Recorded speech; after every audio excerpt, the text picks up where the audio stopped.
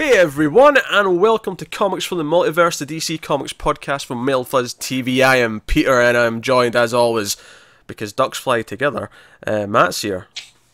When the roosters are crowing and the cows are spinning circles in the pasture, Ducks fly together. ducks fly together. For the audio people who are wondering why I'm making Mighty Ducks references, Matt is wearing a Mighty Ducks jersey at the moment. That's right. So Matt's here. Also here, the ginger from... Oh, what's the word that rhymes with ginger? There isn't one, is there? Minger. There's not many. The ginger who was birthed from a really old cringer? Connor's here. That was Cringer really Cringer like in Masters of the Universe. He's a scaredy cat.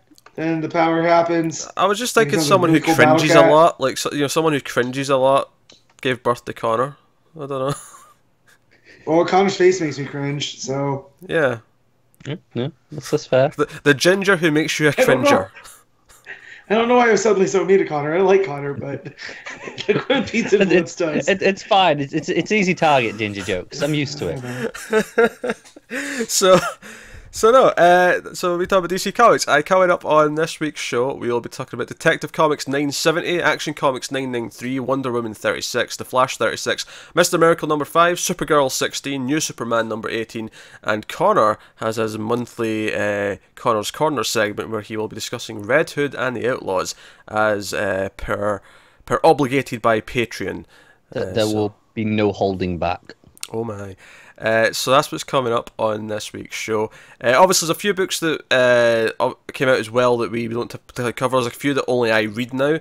My plan is to sort of dip into those at the end of arcs and sort of give updates at the end rather than talking about them every issue. Next month is the final issue of Superwoman, so I'll catch up for that and talk about the end of the book and how it wrapped up. But yeah, so that's what's coming up. And there's... small bit of news and kind of the start of a new segment. It's not a big thing, it's not a big deal necessarily, but we're going to start talking about the sales figures a little bit month to month when they come up. Now, I had a bit of a debate with myself, kind of like with the solicits. You know how the solicits have the early things where all the big things are announced first, and then a week later... Have we had any of those yet? No, I don't believe so. No, I haven't seen any. They're usually this weekend, aren't they? It depends. Maybe it's different this month because it's Christmas. Yeah, but it feels really late to push it further towards Christmas. I don't pay attention. I don't even know so let's try out until you guys say something. The only thing I saw this week is that Marv Wolfman's doing a fill-in issue of Teen Titans in February, I think. It's usually roughly like the third Monday is solicits, which is this Monday coming, and the Monday after that's Christmas Day. So I don't know. I don't know what to tell you. But much like the solicits, how you get the big stuff early and then a week later you get the full things, it's kind of the same with the sales figures where you always get the top 10 in some of the overall figures one week, and then the following week's when you get the full list of like top 300 or whatever it is. But I figure we're not really going to look through 300 anyway, so we might as well just take the early ones. So we obviously I'll get to the top 10. I think the interesting thing about we're obviously talking about last month, we're talking about November's figures here. The interesting thing with this is that DC for the first time in a good while actually beat Marvel at market share. Oh, snap. And I think that's notable just purely because November's like the second or third month of Marvel Legacy, their big push, their big relaunch. And you gotta remember how many books that Marvel have out, like just by sheer amount of books they usually win. Yeah. Yep. Marvel still won the dollar share slightly, based just on the fact that their books cost more, but they cheat it. Yeah, DC's unit share of the market share was 39.37% compared to Marvel's 34.52%. So as obviously being DC fans, as we do a DC podcast and not a Marvel podcast, we are pleased by that. Pretty solid lead as well. No, it's pretty good. And so yeah, Marvel Legacy has done nothing to kind of bolster things. It's also worth mentioning, this was a really interesting factoid, is that comics are down overall compared to last year, but the funny thing is DC are actually up 15% compared to last November. Every other publisher is down. Yeah. That's crazy considering that last November was earlier into Rebirth where you expect it to be higher. So it shows that some of these other series have picked up audiences over the year. Arguably it's Doomsday Clock and Metal that are really that's a fair point. Bumping everything up. Other little factoid that's really interesting is the last time there was a 5-week November was in 2011, which was actually the most successful month of the New 52. And this November beat it. Damn. Because Yeah, that was on. new early New 52, so before it can show and it its just problems. started.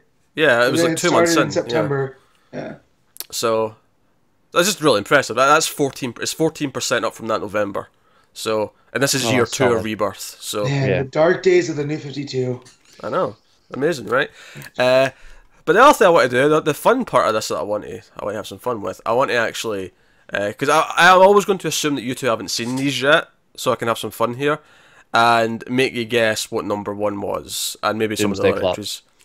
Okay, you going with Doomsday Clock? Matt, you also going with Doomsday Clock?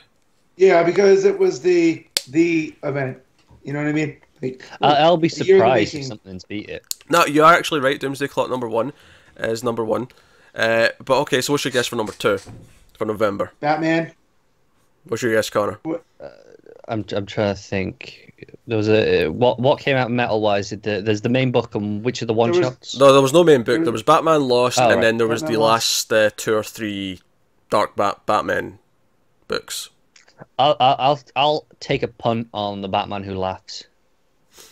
It's actually a trick question because number 2 is also Doomsday Clock number 1. Why, you ask? The regular cover, because they solicit them separately for the 3D, don't they? Actually, the regular one was number 1. Number 2 is the lenticular. Yeah, I just remember they do solicit them separately, don't they? But do you think that's fascinating? Because that's the sort of thing where if these were like 4 and 5, you'd be, well, oh, that's fair enough because they're split in 2 because it's 2 different covers. And combine them, they're huge, Yeah, but they're actually still number 1 and 2. Have you got the figures for those, the numbers? No, they don't come with figures yet. It's not until next week we get actually figures for all the books. It's a shame. Could really do would see just added those together how much it is. Yeah, we'll have a peek next week and see what the actual figures are because you get the big Comicron like top 300 that actually tells you all the amounts. This is just the early report with all the top 10 and the percentages and whatnot. Alright, so number 3, Batman Who Laughs is number 3. I won't make you guess that because you kind of guessed that for number 2. It makes a lot of sense. Number 4 is Batman Lost number 1. Makes sense. What were your guesses? So you've got the top 4 there. What do you think's in the rest of it? Is this top 10, has it got any Marvel books in it? It has 2 Marvel books in the top 10. And they're probably Spider-Man related. No, one of them might be a Star Wars book. Or Star Wars. They usually creep up. That's Right, there's one Star Wars. Star Wars number 38 is number 10. Yeah, because that was the first one of Gillen's run, so that's a new run. So what's the other Marvel book? I don't know enough of their books. It's a well-known character. Maybe Thor? You can make a stab. It's not Thor. No. A new run Thor's started. usually in the top 15, but it's not in the top 10. A new run started on a big character with a really big creative team. Did it? Captain America. Right, there you go. yeah. Wade Insomni. Yeah, Captain America 695. Not that it's going to be a long run from the sounds of it. Which but... the biggest takeaway I've heard from that is it's as inoffensive as possible after Nick Spencer's run. Yeah. Which that's fine. I mean, you get those 2 creators on a character like that. That's what you want. It's very 90s because obviously Cap changed post 9/11, and this feels just like the pre 9/11 Cap apparently. Yeah. But so as I said, as inoffensive as possible. Which, So we got 4 slots left. Right, we got 5, 6. Captain America's at number 8, so we get 5, 6, 7, and 9. They're all DC. One of them's at least one Action Comics issue because that'll be Oz Effect. Nope. No. Okay. Snap. I mean, let's just say it might upset Matt what all 4 are. So they're all Batman related. Yeah, so one of them because the casuals love Batman. So there's a tech in there. Is that Lonely Place of Living still? No detective. No. Okay. Number 5 is Batman 35. Number 6 is Batman 34. Number 7 is Batman the Devastator number 1. And then number 9 is Batman Annual number 2. To be fair, most of them deserve to be. Devastator's the only one that seems too high. Yeah. Batman is Doomsday, bro. We gotta buy that.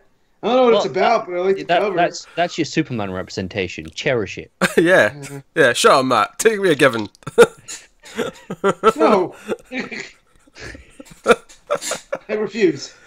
But yeah, so just to sort of sum that up, DC had 8 out of 10 books in the top 10. and it was Doomsday Clock and a lot of Batman. Oh, I mean, it's not really fair to say that because half of them are actually metal, and I would say they're more about the event than they are about being Batman. But yeah, they just happen to be Batman related. Yeah, the two Batman issues are always in the top 10. They always do well, but it's kind of showing the shotgun method that Marvel's been using, where we're just going to throw new books out there. Isn't gaining traction anymore. You know, like the whole argument that number ones sell because they're number ones doesn't seem like it's holding water as much. I think it's diminished over the years. They've kept doing it, and every time they do it, it just works a little bit less. And we're at a point now where it just doesn't work at all. It's just not enough. It's watered down. Yeah, you know, and then you have DC going through numbers like we're up to issues like 40 coming up, and Rebirth happened last April. When was it announced? You know? Yeah, I think it started in May. It was announced in March. The one shot was the end of May, and then the books proper started in June. That was.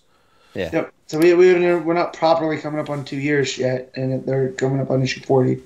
So, you know, it shows people. I think people do like higher numbers.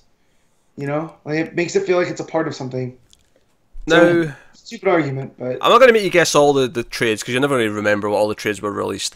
But what I will tell you is that there are 1, 2, 3, 4 DC trades, and they're all Rebirth trades.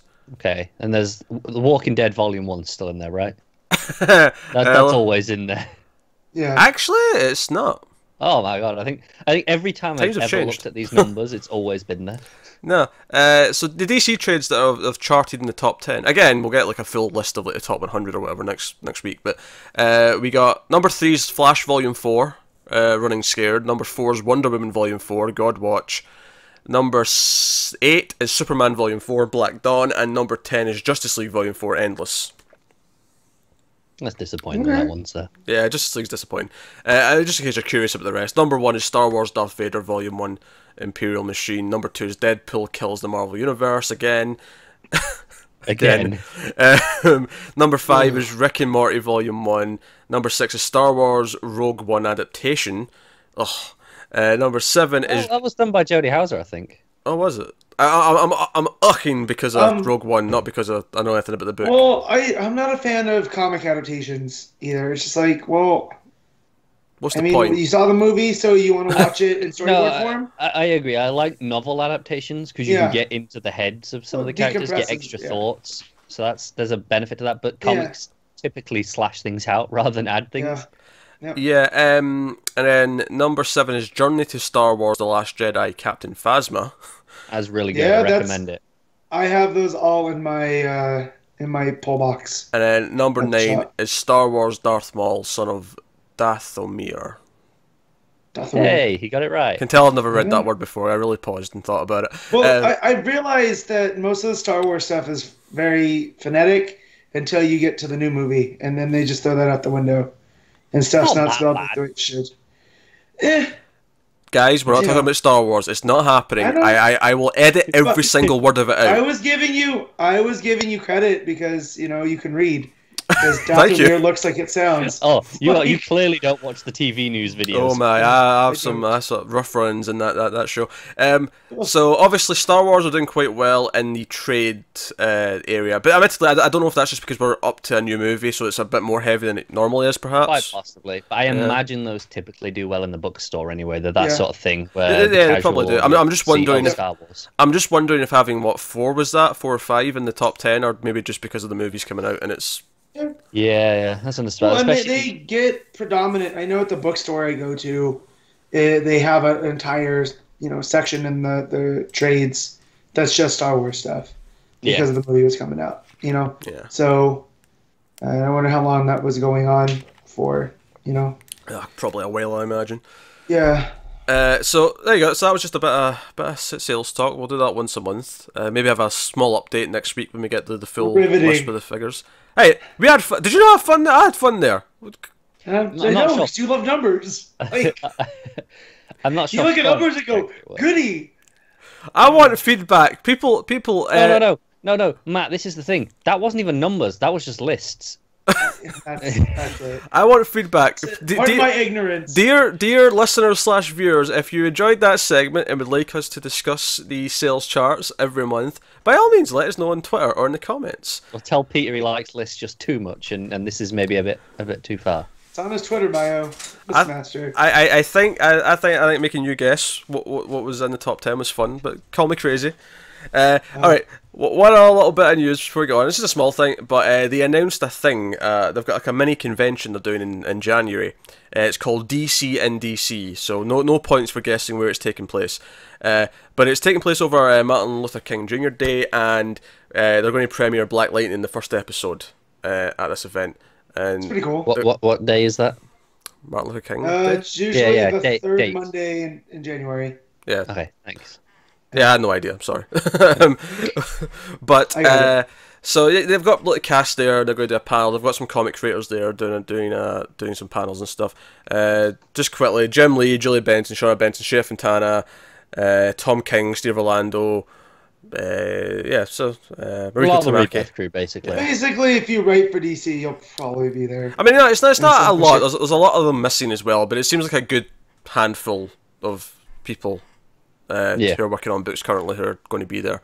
I imagine it's based on who was available, because it doesn't sound like this was, I mean, not last minute, but it doesn't sound like it was like something they knew about all year, like Comic-Con, where they've got King lives in DC, right? Does he? Like, news to me. I think he lives I'd in the expect suburbs. so, based on his previous job. Yeah, because he's a secret agent. He worked for the CIA. Well, and I had just missed him when he came to Disneyland, and he was talking about taking a long plane ride. Because I follow him on Twitter, so I'm guessing he would have to live there. That makes sense. I mean, he could always move, but yeah, I mean, it makes sense if he is. Yeah. So. Yeah. But no, that's just cool. So. Yeah, small little thing, but worth mentioning all the same. So with that, I think we can get cracking on to this week's books. Cool. Everyone's so excited. I know, I'm disappointed there's no more lists of sales figures to talk about, but alas, we have to actually talk about books. I'm just waiting until we get to the good books. The really good books. And basically, I'm saying I want to talk about Mr. Miracle. I was going to say, well, doing the books that are behind the curtain, the beads. You might get to the good books in the back, the ones we keep under the counter. He wants to talk about Red Hood. That's what he wants. Hit that button. I'm falling asleep during the section where I don't read those couple of books before that, so I'm conveniently... It's a shame, because they're the solid books. We might have got happy things to talk about. So, especially New Superman. So, but we will start with Detective Comics 970, James Tynion the Fourth and Joe Bennett on art.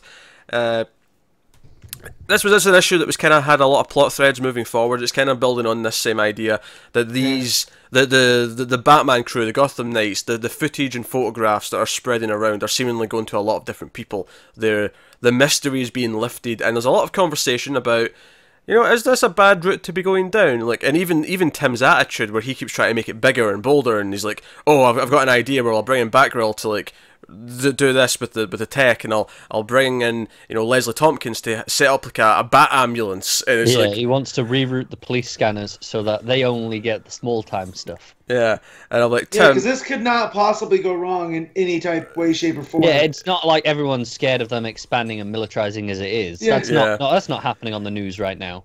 Yeah, nope. So it's basically going down that rabbit hole a little bit, and obviously it's advancing the actual plot with the Victim Syndicate, who, by the end of the issue, basically grab Clayface, and they have Clayface captive. He's got a couple of sweet moments with Cass. Steph has a couple of confrontational moments with Tim. He's kind of realizing that he's... sassy she is. Oh, she's very she's sassy. Really just owned it. Stephanie with Tim. Oh, yeah. Like, you're an idiot. We have this whole thing where future you came, and you're making all the same mistakes. So I will see you later. Yeah, and even Colonel Kane's coming to visit Kate and being like, "Hey, that Tim fellow, he's making some waves. He's even contacting me, trying to like arrange things and set up a system. Probably want to stop him." He brought up Ulysses too, which I liked. Like, he said he had to cut Ulysses loose. Yeah, he got fired. It's like, okay, that it. No other repercussions. You're just going to leave him to his own devices. That seems like that's going to come back. He's no longer part of the colony. Well, then you apprehended him, right? No, we just kind of let him go. He's out there floating around for you guys to deal with later. Yeah. Yeah, the fact that he's going to be a super villain in a couple of weeks, ignore that. He's never going to feel bitter that he got fired and come after you, is he? Well, I think what fired him Kane's... on a Friday? His whole weekend was ahead of him? No, see, that's the thing. I think...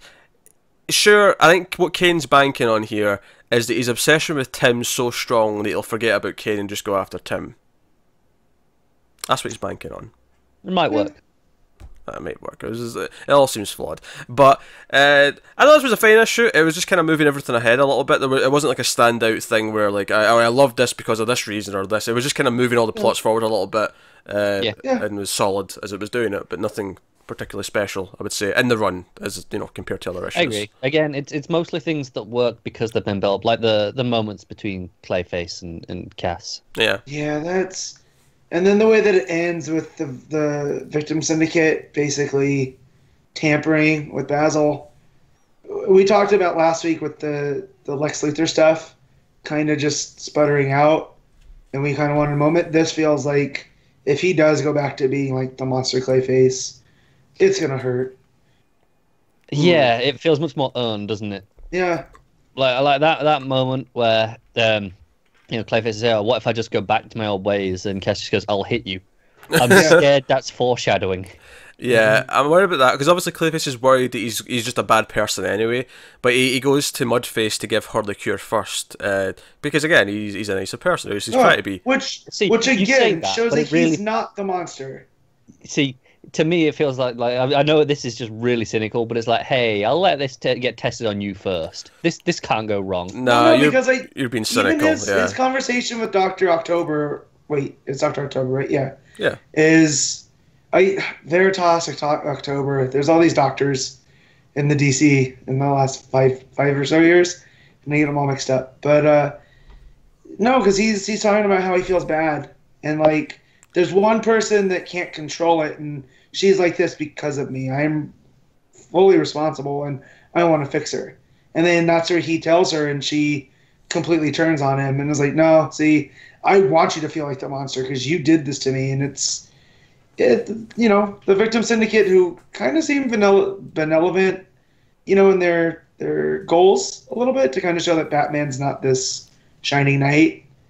Yeah, they're fully bad guys, without a doubt. Oh yeah, because at the end you have Anarchy there, you have the rest of the syndicate there, because they're actually conspicuous by their absence. Because I was expecting to see a lot more of them based on the end of the last issue, but we don't, and it's just before the end when this happens, where Tim looks at the security cameras at Arkham, and all the doors are open. Like, wait, what's going on? Something weird's happening. Yeah. So you don't actually see the syndicate till the very last page. Yeah. Yep.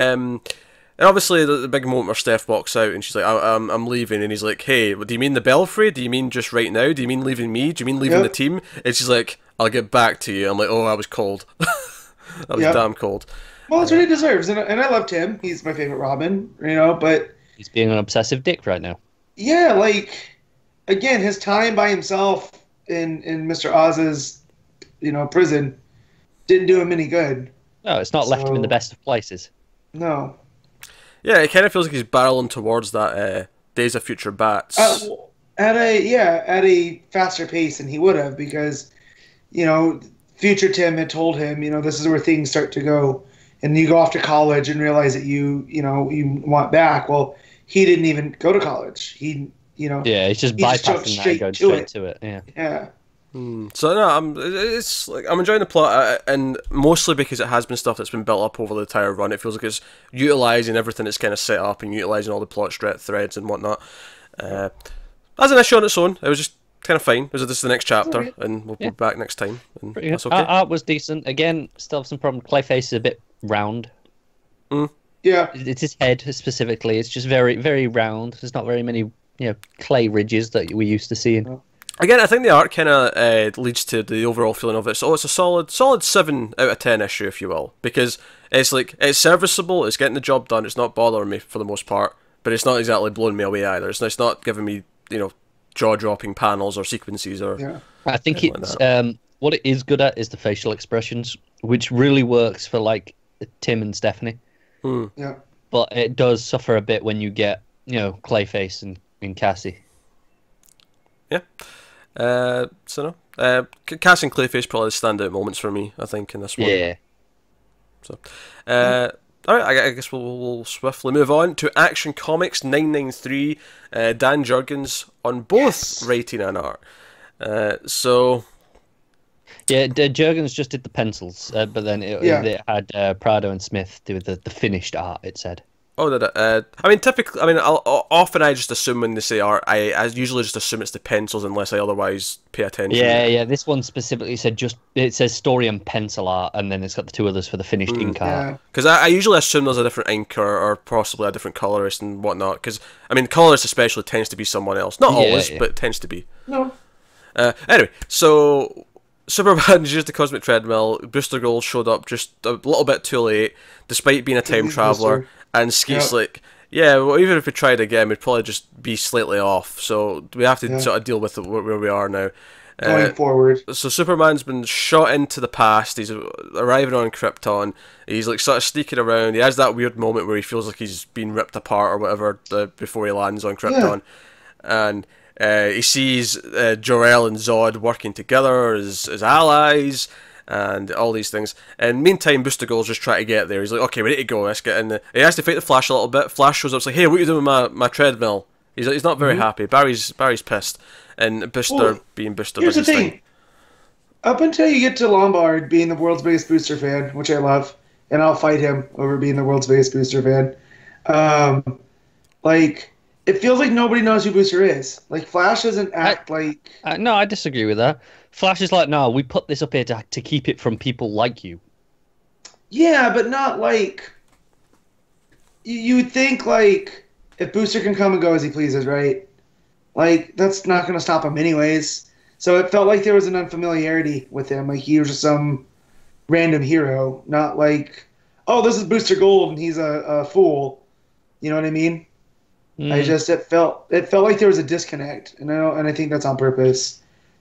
No, I think because it's only Flash that I could buy that with, because Superman clearly knows him, and like I say, Lombard knows him. Yeah, Lombard's got an office full of stuff. He's got a shrine. And it's not an office; it's a shrine. And John's running away to escape seeing his jockstrap. So, which sounds like that sounds like phone the police right now. There's a predator on the loose. He's trying to show a child his jockstrap. Yeah, well, it's a signed jockstrap from Booster Gold. Like, so it's not like he's modeling it. Like, John, hey, we're not sure of that. He might when he says, I'll show you my jockstrap, he might come out wearing it. Like, He clearly wears it every day. Oh, yeah. With pride. Well, I love that John says, my dad says real heroes don't need branding, right? And it's such a meta moment, because I think the Superman S is, like, the most recognizable superhero branding of all time. So I thought that was funny. But yeah, the stuff with Booster, though, like, and Superman, he's clearly not on Krypton as we know it. Not as we know it, because he goes in the time vortex and things change. Yeah, there's something not quite right. He sees, like, fragments of various realities, or maybe of just one that's not the one he's aware of. And I do like that Booster references that there's already, like, something wrong with time at this time period. He mentions that there's already, like, a ripple that shouldn't be there. Booster's aware of Manhattan's meddling as well, which is nice. I think the art is typically enjoyable. I especially like I like how Booster looks, but I also like how Krypton looks. Like when Superman's like that first like full page spread of him looking at Krypton's was quite nice. Proper sci-fi. Yeah, proper sci-fi. There you go. So no, I mostly dig it. I think the other plot point we need to bring up before we talk about the ending is Lois, like General Lane, apparently has been taken by enemy forces and is going to be executed. Were we aware of this situation with Lois and her dad? Well, not that one, but we know about was it Lomgada, or is it? Let me find it. Once they're the right. It's that African nation that Superman during the Oz effect. That was. Is that okay? So that's the same place. Yeah. That's a nice catch. Then that you remembered that. Of course, Lagamba. Superman. Lagamba. Yeah, where they fired on the rebels and the rebels fired on the city, and Superman, had to stop it, and it was all Mr. Oz that was forcing it. But seems like General Lane led a contingent in there, like a Black Ops, and got busted. Which again, that seems weird because, as Lois says, like generals don't lead those.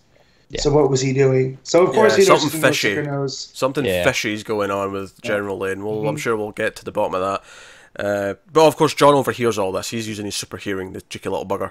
I really like the page as well, actually, after Booster like sort of blasts Superman, because Superman's about to like make himself known on Krypton, and he's like, no, don't mess with things, don't intervene, wait to get out of here before any more trouble's caused. Superman's not very happy, but it's a good, nice full page spread. I like it. They both look really good. Yep. I think sometimes Jurgens' art suffers when he has to draw them be really small in a panel. Like when he draws really simple versions that are small, I don't think they look that great. He loses detail. Yeah. You know, they kind of when it's all together. Big version of them, though, you get a lot of detail. It looks really nice. But no, so basically we have the cliffhanger where some Kryptonian guards have spotted them, and Superman, because it's a red sun, Bruce like, "Hey, you're helpless. Great. Now we're stuck in Krypton, and I need to be the hero." So I mean, the issue for the most part is just all about the trip there. You know, it's Superman arriving, then it's Booster chasing after him and getting there. Is basically most of the issue. But I can't deny I had fun with pretty much almost all of it. Yeah, it was a blast. Yeah. Yep. I think it's insane that when New 52, when Rebirth started, Superman was the book, and Action Comics was fine, but you know it was definitely the second book. It was definitely the B book, and it's kind of funny how we've shifted almost. Where Action's still a bit hit and miss, but I feel like it's hitting better than more often than Superman is now. I don't think Action is as good as Superman was. No, it's not. But it's definitely much better than Superman is right now. It's also playing with those high highs. Yeah, you get the low lows. It's playing with a lot more like bigger Superman ideas. I think because Superman was more the family book, it was more personal and that kind of thing. Whereas this is playing with more big plot ideas, where he's going back to Krypton and try to. Yeah, but see, I'll always take consistency to the peaks and valleys, and Action Comics has been pretty consistent from the start. So. You know, at worst, we always go, oh, okay, that was fine. I mean, there were some of the Oz Effect issues we weren't that high on, but most of the other stuff, I think, has been... Yeah, there hasn't been anything where I've gone, oh, that was a rough issue, where I've definitely felt that was Superman.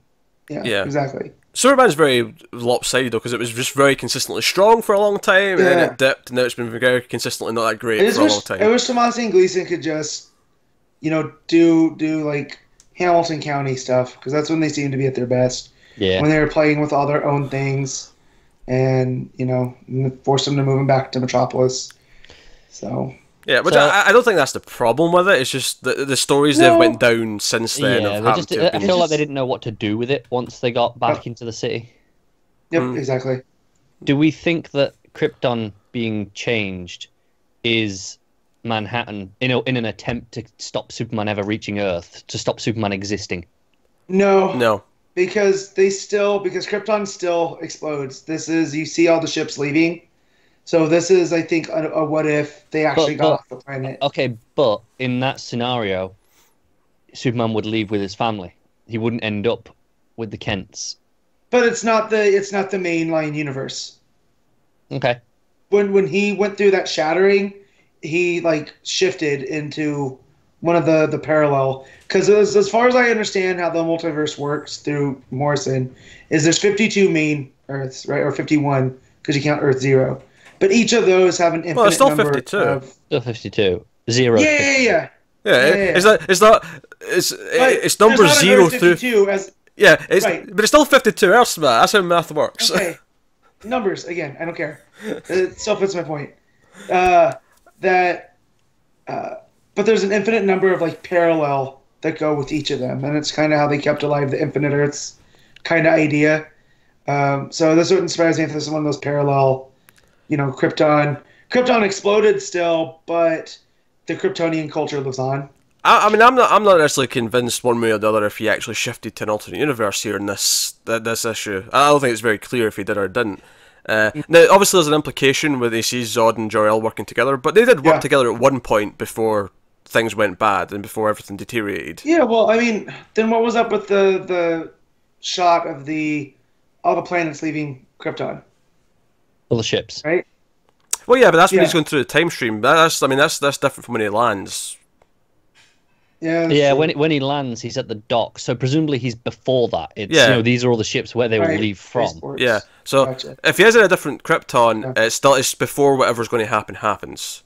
Gotcha. But it could be the regular Krypton, maybe. We'll just need to see kind of what it does. I just think it's interesting, that panel of him going through the time vortex. It plays, the two sides. So the left side is kind of the version that we recognize with the explosion and then the one rocket, and then the right version goes around from the other way and it has all the ships. But we do see Krypton on its own first, where it seems much more stable compared to what we usually see. This is why I don't think he's went to an alternate universe. I think it's showing the two possible outcomes from whatever he's going to do here.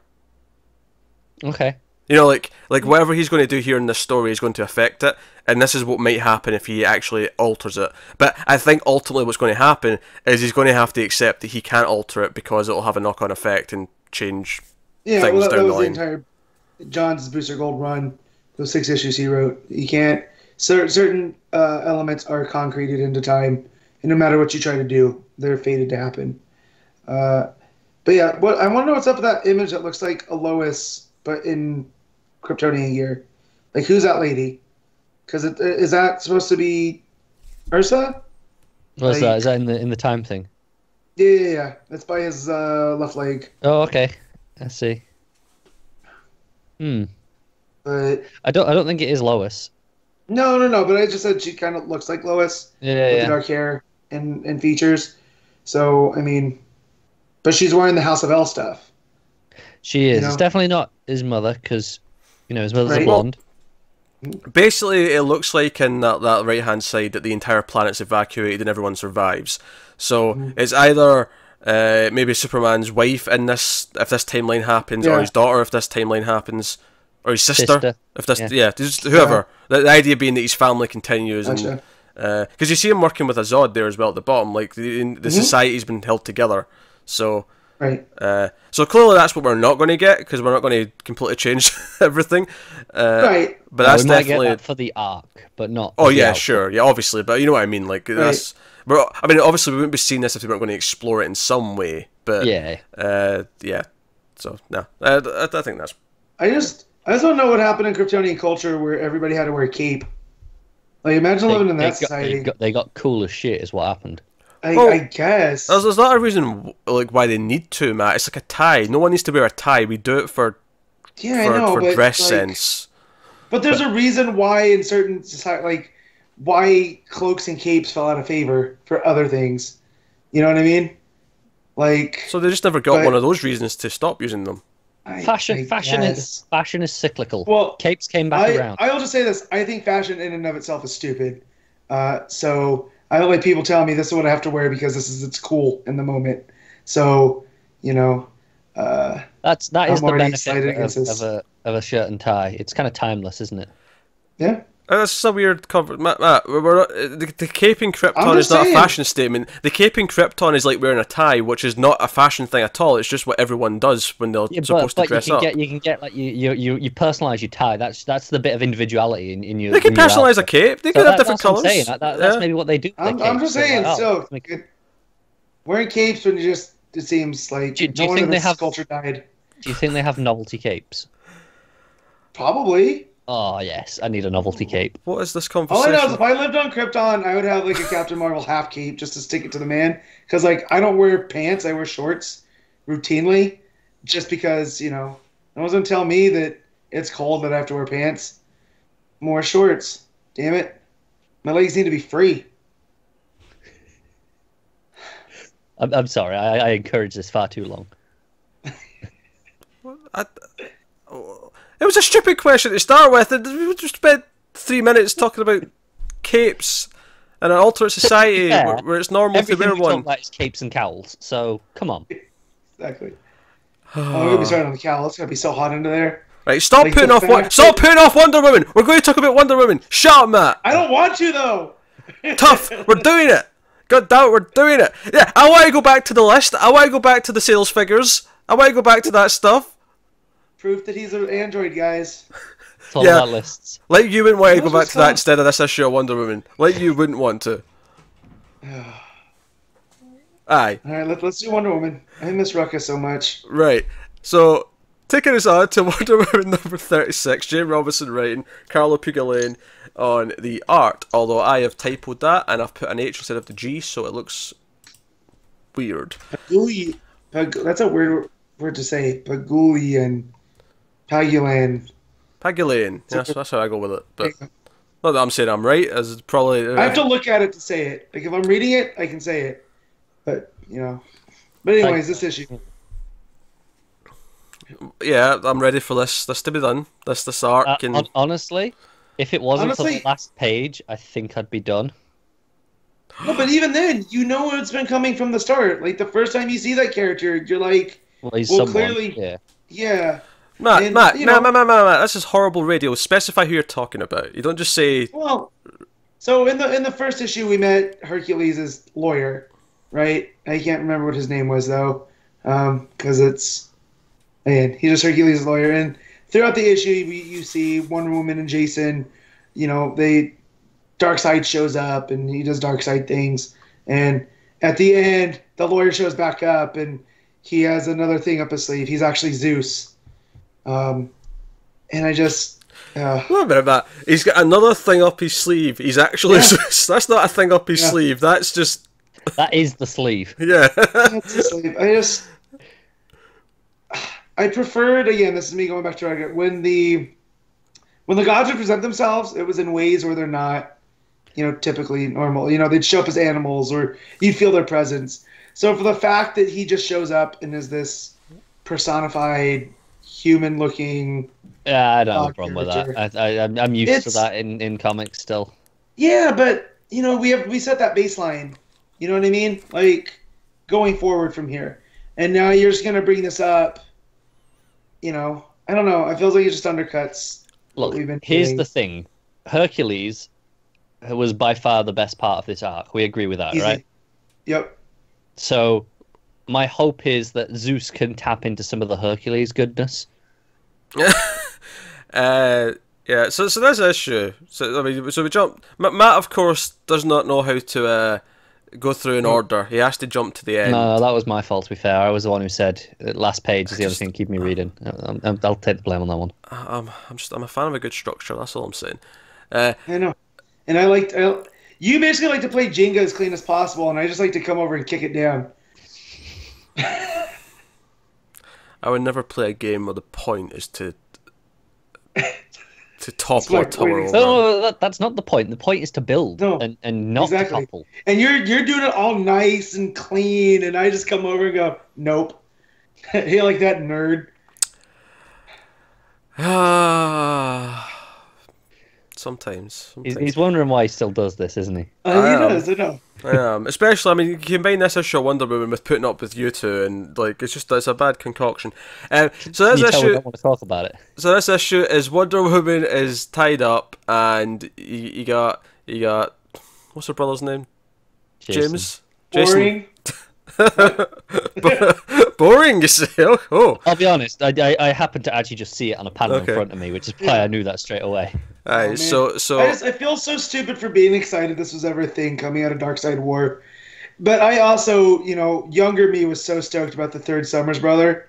Hey! Like, we haven't done the 3 Batmen yet. Or 3 Jokers even. 3 Jokers. Yeah, what were you getting at? Look. So we've had too many Batman in the last couple of months. So Grail and Jason, Grail and Jason, guys, let me get through this goddamn plot. Grail and Jason. You want me to interrupt next, or shall I? Right, that's it. I'm muting the two of you.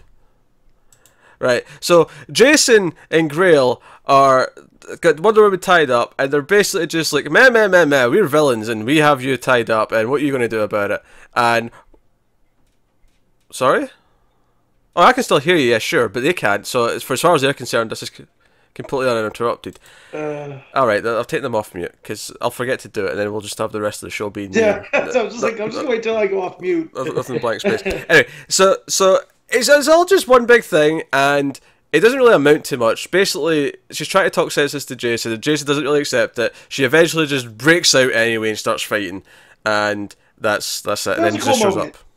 Because she's like, yeah, I've just been letting you guys monologue, you know. No, like, it's an okay moment, but it's completely ruined by a horrible bit of dialogue. Let me find the phrase that pissed me off. Find the dialogue. Hold on. The art was quite nice. Yeah, that's alright. I mean, it still was supposed to be Lupacino throughout, so... No, it wasn't. It was Pagulayan and Lupacino were announced. Yeah. Okay. So, was it? Yeah, here's the line of dialogue that I hated. So it's after she's break free, she's fighting with Grail, and she says, "I'm already sorry, Jason," and then she yells, "That I ever met you!" Like a child. That is a horrible line of dialogue to come out of Wonder Woman's mouth. And this lady was an ambassador at one time? Yeesh. I'm sorry I ever met you. My God. Come on. I know you are, but what am I? Honestly, the only part of this show I kind of liked was Waller and Steve going to visit Giganta for info. I kind of liked that scene because it was just kind of like contextual. Well, it tied back up the first issue. Yeah, mythology building, you know. Yeah. So, how are we feeling about teenage Darkseid? Young teenage? It's hard to guess his age. He can't get into bars yet, but it's really hard to tell his age. I'm indifferent, I guess. I don't really have strong feelings on it. It's like Vin Diesel that way. You can tell me Vin Diesel's anywhere from 38 to 54, and I'm going to believe it. So that's true, actually. Yeah. Okay. I thought there was a weird part where it was kind of flashing back to like when she first met Jason, which by the way was like earlier today in the timeline. Yeah. And I thought that was actually confusing. I actually got really confused the first time it just cut to like the different colouring, and I'm like, what's happening here? And it wasn't until the next page where it was like, oh, it's just recounting their first like lines together. I'm like, but this was like earlier today. Why is she having this weird flashback? This was hours ago. Yeah, that was weird. I don't get it. Strange. I mean, at least I think you could tell all right through the art because it went more almost. Yeah, they look different. Yeah, so you could tell it was different because of that, even without the dialogue. Yeah, but it wasn't until the next page that I really got that. Oh, it's just their first meeting again. Because I got confused. Is this like a fantasy version of how they met, like where it's much better? But no, it's just. But this was 2 issues ago for us, and for her it was 6 hours ago. Yeah, something like that. 8 hours. Not 48 minutes. No more than 12 hours at the absolute most. This arc is brought to you by the producers of 24. The events occur in real time. Terrifying. Each page is exactly 1 minute. See, that's not a bad concept if it played right. No. I mean, hell, we had that the start of the button was like each panel's 1 second. That worked quite well. Yeah, it did. I mean, it works for the Flash. I don't know if it would work for every other character, but it works for a Flash fight like that one did. Yeah, that one did. But... So, also when this started, we had that thing with Jason, and she was like, "No, brother," at the very, very beginning. I have no idea what you're talking about. Yeah, it was like a little tease, a little flash forward of like something that's going to happen. Yeah. So, we think that he tries to take out Zeus, or what? Like, well, he changes his mind here. I don't remember this because he stops Grail from killing Wonder Woman, or at least he tries to. He's that fell so flat. It did fall flat. I don't care. I can't go through that after all. This is blood. I'm like, shut up. You were evil like 10 seconds ago. Just stick with it. Well, this is the problem. Damn it. This is the problem. Is because we only just met him because he was just very quickly made this evil character. There's no weight to him, so there's no reason to believe that this turned to the good side. In the space of 2 issues, well, 3 issues, we've had him start as good, reveal that he's evil, an issue that explained his backstory as to why he was evil, and then him turn back to being good. Was he ever really evil, or was he just full of self-interest? Misguided. You know what I mean? But just he had his turn. He went against her, so that was enough to be counted as evil for this discussion. Yeah.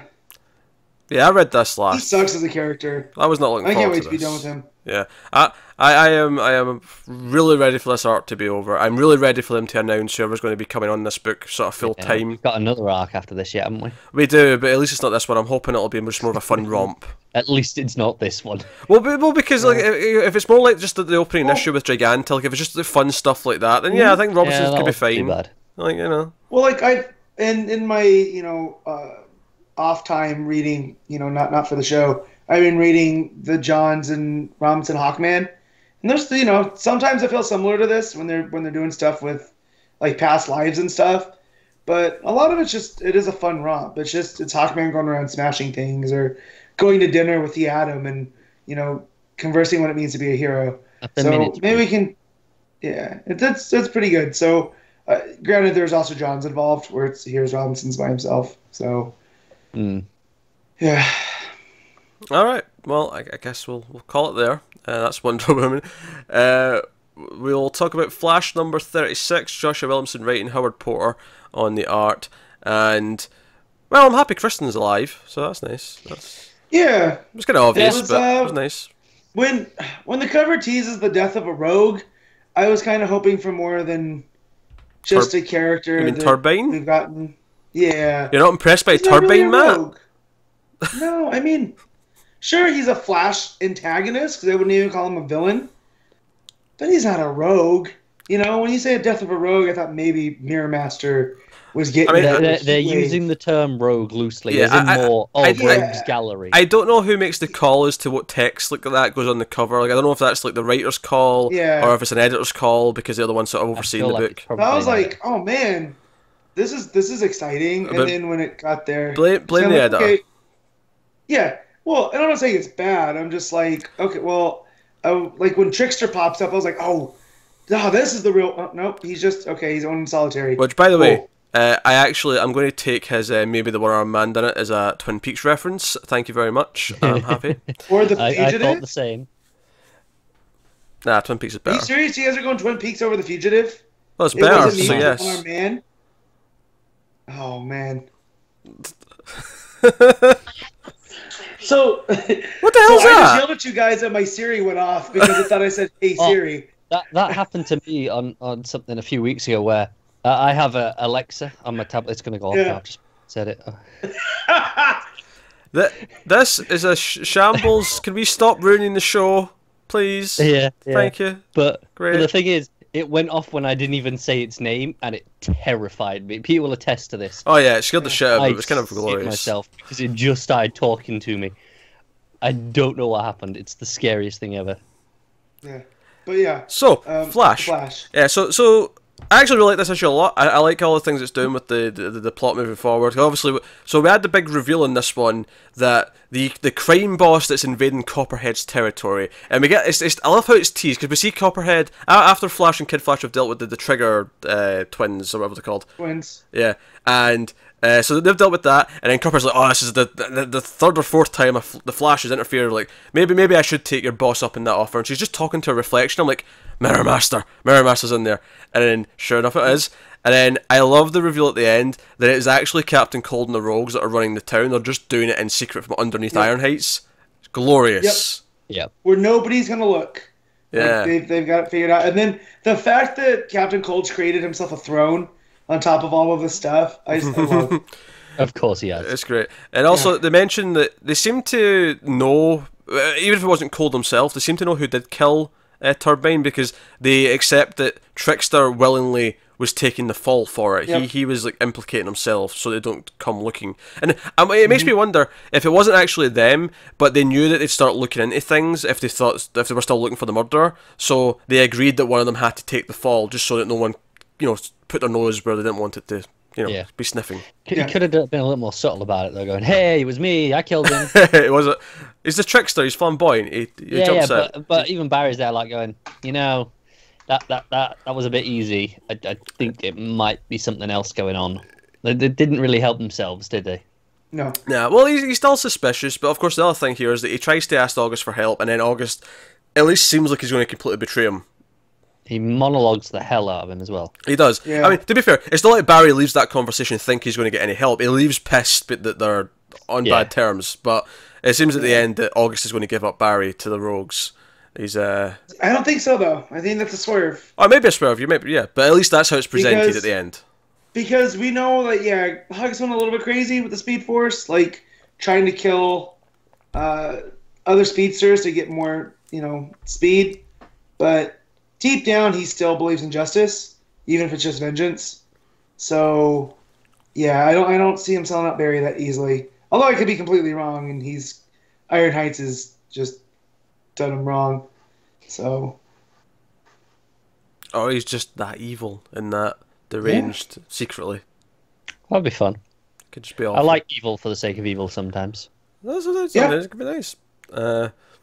But yeah, I enjoyed this issue, and I'm liking kind of the development stuff. I'm liking that, you know, Signs shows up and stops Barry and Kristen from investigating it. No, that's not your job. Don't you dare. Like I'm liking kind of the continuation of that, and like this, like the whole idea that Barry may have to win him over eventually. I'm liking the sort of long game that's been played here.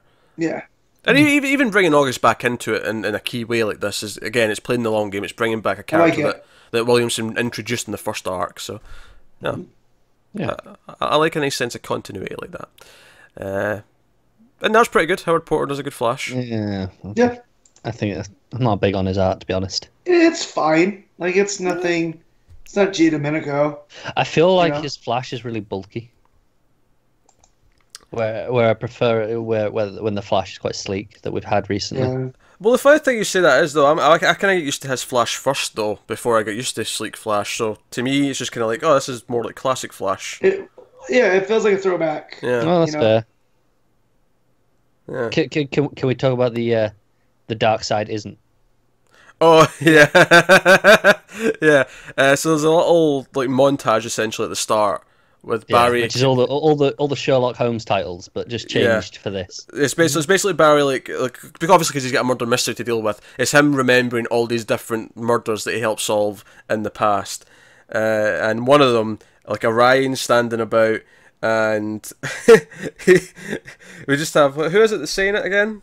Who's someone on their knees? Who is that? Is this some randomer? It might be. Yeah, he's just like saying, Darkseid isn't Flash, Darkseid isn't, which, let's be honest, that's just a nice little reference to Mr. Miracle, right? Yeah. Probably. Yeah. I mean, obviously, we know that, King didn't come up with that phrase, but I think it's still... But it there being there right now is because of the popularity of that book. Yeah. But I did enjoy all the Sherlock Holmes titles, just, like the Hound of Apocalypse. That was nice. I'm sorry, Study in Black. My ear's ringing really badly all of a sudden. Ha. Weird. Ha. Shut it. Oh, come on. That's really annoying me. Alright, I shall ignore it for now, but... You know what you have to do? You have to ram a pencil in there. Just... That feels like bad advice. That feels like bad advice. It's fading away now. That was really loud for like 30 seconds there, though. That was like the loudest it's ever been. I'm worried. I've got something. That happens to me sometimes. And maybe a tumor. Yeah. It's not a tumor. I was just setting that up for Matt. I knew he was going to say that. I know. Of course, you can't. You can't lay an Arnold line in front of me and not expect me to finish it. Of course. But no, so Darkseid isn't. No, it was a nice little reference. I sort of chuckled. Especially since it was right before I read Mr. Miracle, so it was like, oh, it's setting me up. Nice. It was for me too, yeah. Yeah. So cool. Well, speaking of the devil, as it were, Mr. Miracle, number 5, is next. Tom King writing, Mitch Gerads on art, as it's been for the whole run. Oh boy. Well, first of all, I think anyone who reads this needs some alone time afterwards. You need to go to your bunk and spend some time with yourself. Matt looks confused. Yeah, why are you looking at that, Matt? No, because I didn't. I was fine. I didn't need to go be by myself. Are you trying to deny the eroticism that was on display in this issue? I mean, if that's what floats your boat, cool. It's not what floats my boat. What, sex? No, I am talking about the tying up and the, not my thing. Not my thing at all. So, it looked great. Like, Gerads did a good job. But, this is Matt saying, I like watching but not partaking. I'm just saying, it looked fine. The blues really pop. The placement... Mr. Miracle really popped as well. Yeah, the placement of the mask cracked me up. I love how the mask is still so vibrant in its red and yellow. Yeah. Well, where was the mask, Matt? Don't be vague. You say what it was. It was over his, do I say junk? Do I say little miracle? What do I say? Little miracle sounds insulting. His no-no region. Yeah. I think the audience got the idea. Oh my god. Yeah. I was not expecting Matt to be so uncomfortable and awkward talking about this, but okay. So this issue is basically the last day before Mr. Miracle's going to be taken away for execution, and it's basically him and Barda having a nice day together. 2 days technically. It starts the day before actually, because we had the steamy erotic scene that we were referring to is sort of the night before this last day, and it's very erotic. There's a lot of sort of tongue at the side of the lips and all that kind of thing.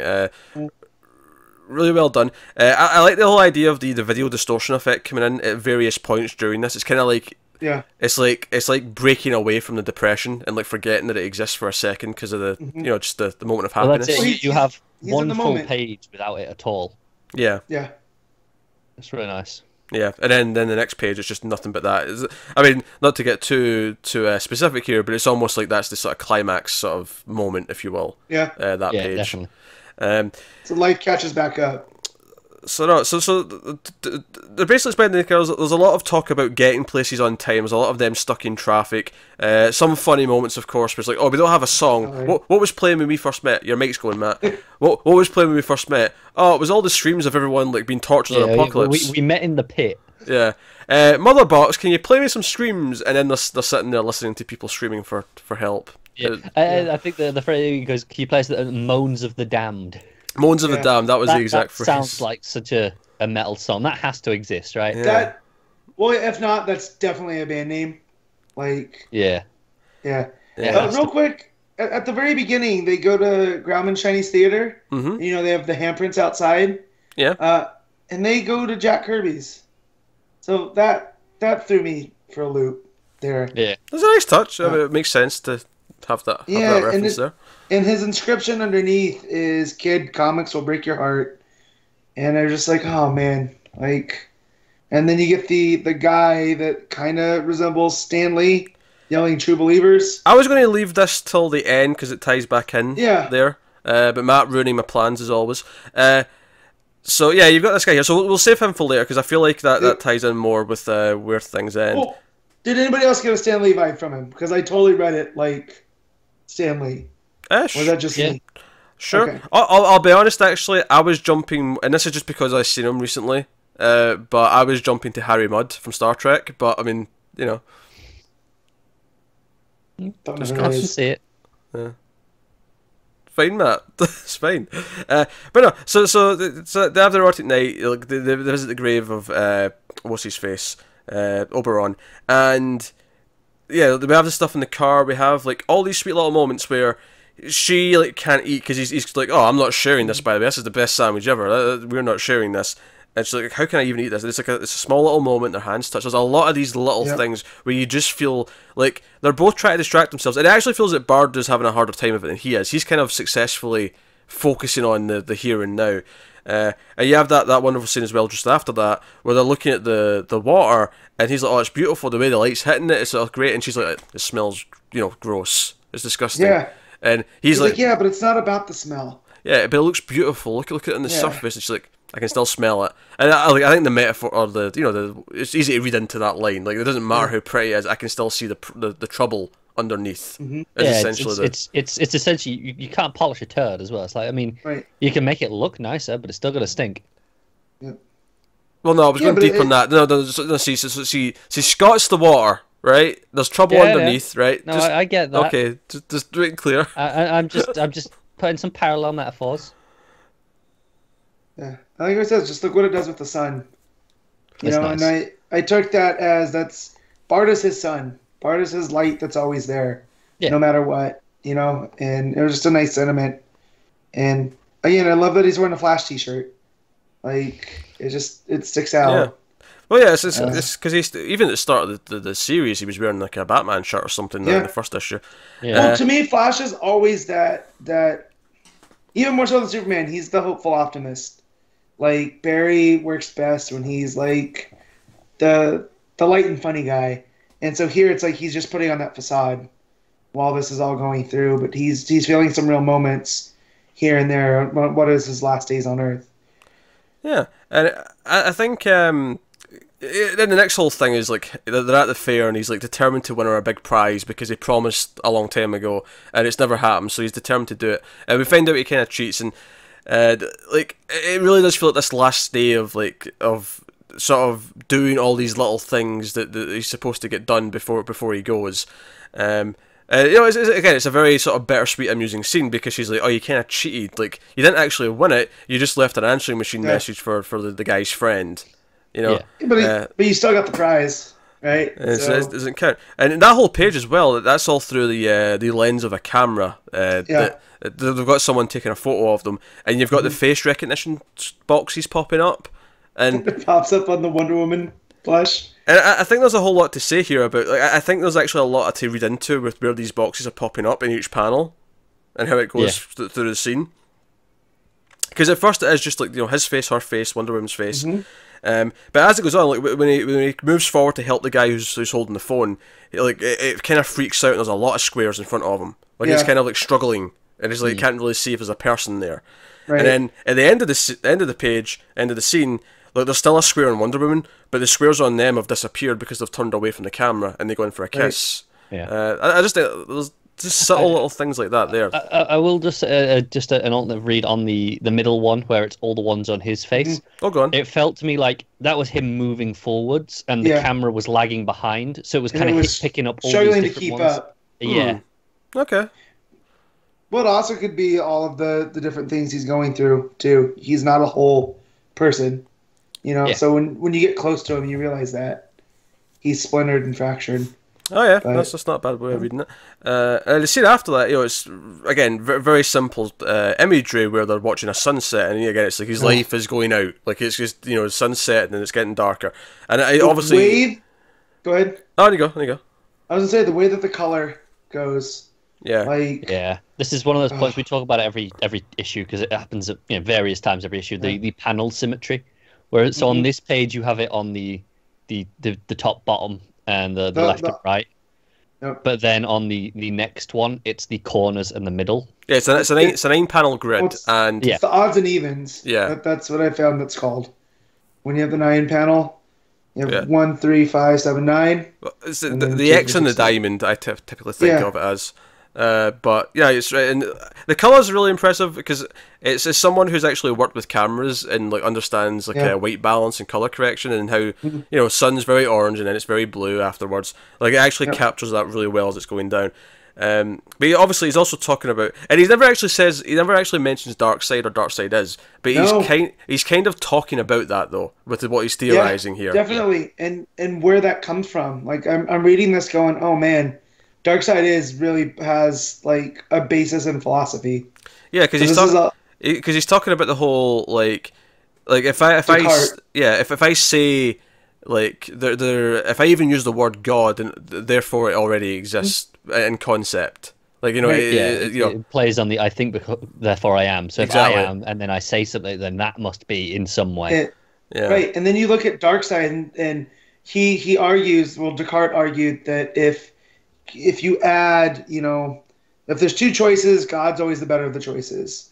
Yeah. You know, so... And existing is always better than not existing, so... Yeah, and then you flip that with Darkseid and what the anti-life is, and the anti-life isn't death, it's a life of subservience, right? So if it's Darkseid exists and it's the opposite of everything, he's the worst of it.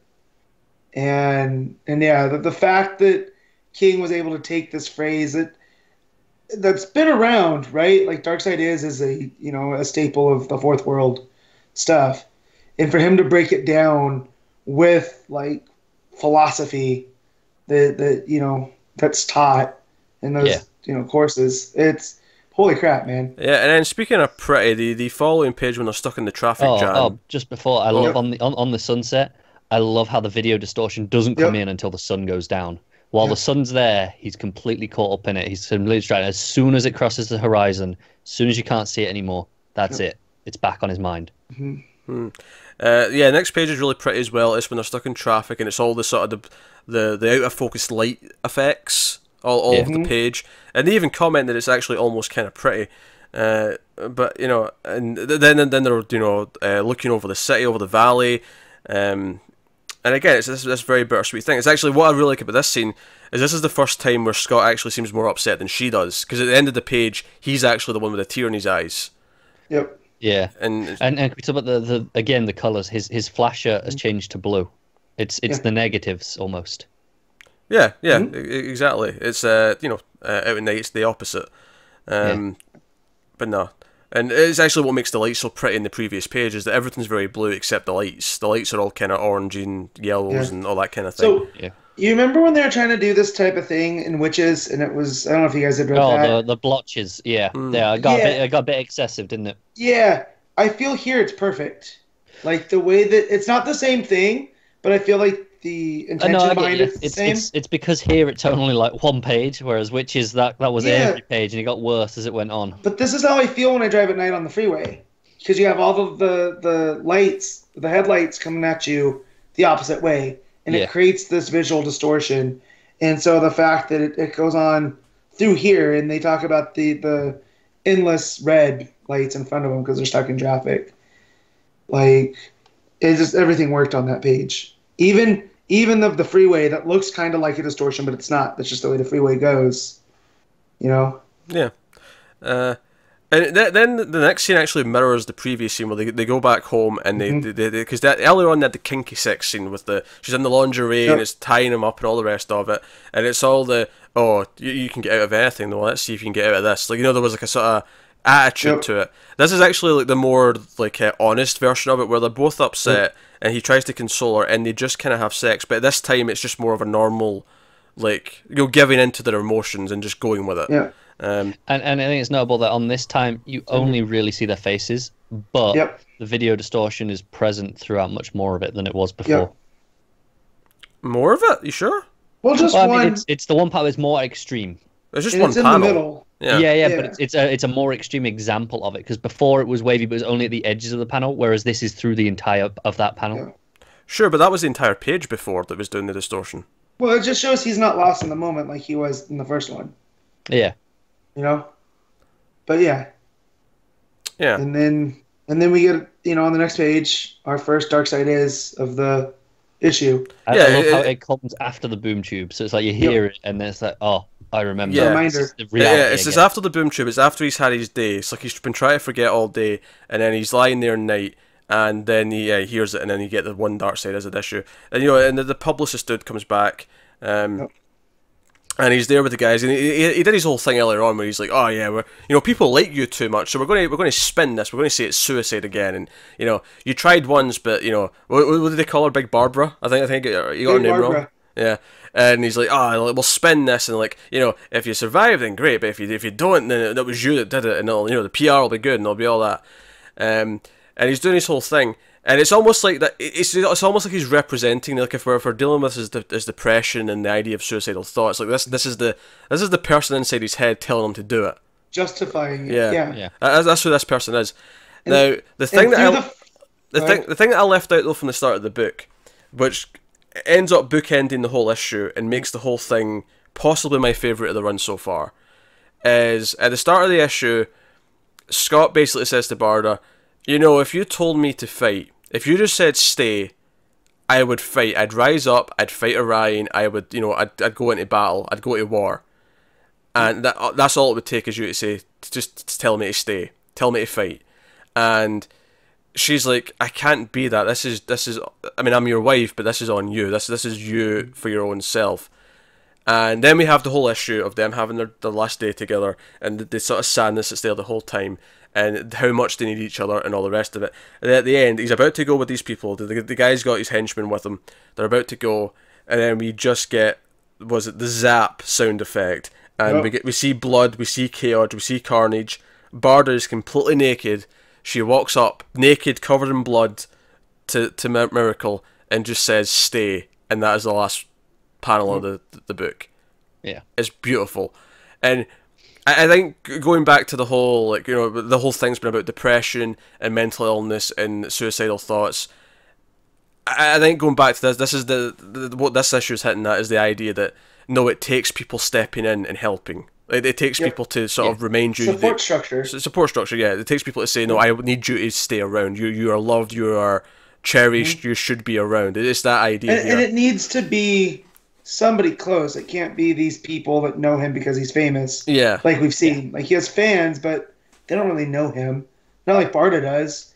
So, you have this guy that shows up and is like, well, the new gods are popular on Earth, so we can't have, that popularity diminish if you get executed. So there was this whole other thing about the popularity in public. What's the public going to think? And I think that weighs into his thoughts, his suicidal thoughts as well. I think what I love about it is that it works both literally and metaphorically. Because literally, he's going to have to fight now because Orion wants him dead, and he's going to come after him with whoever probably.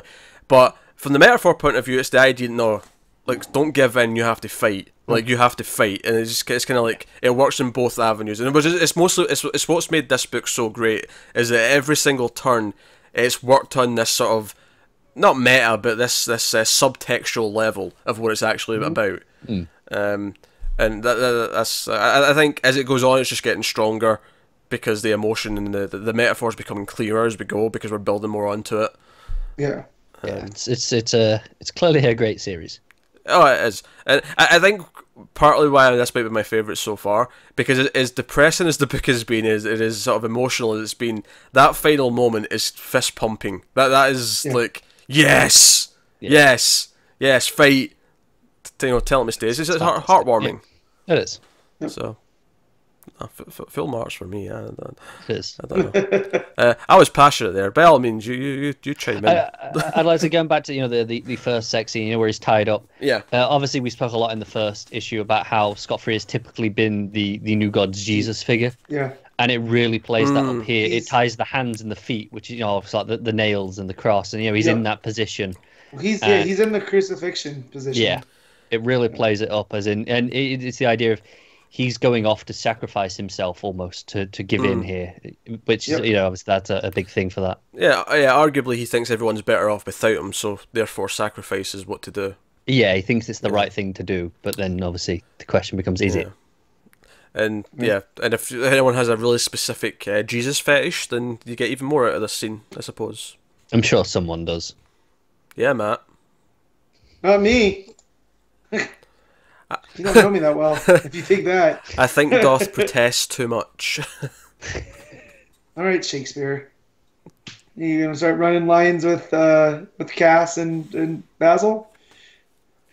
I'm not the person for that. I'm really not the person to be running Shakespeare lines.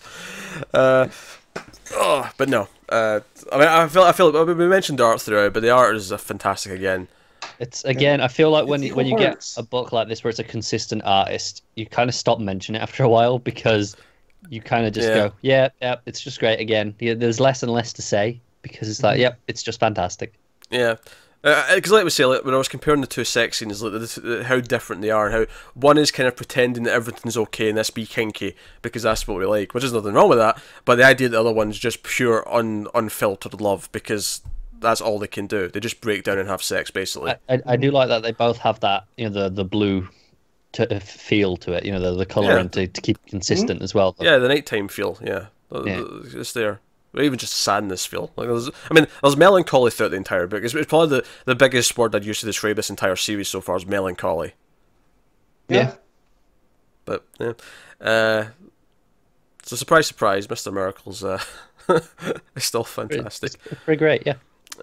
So I guess we'll move on then.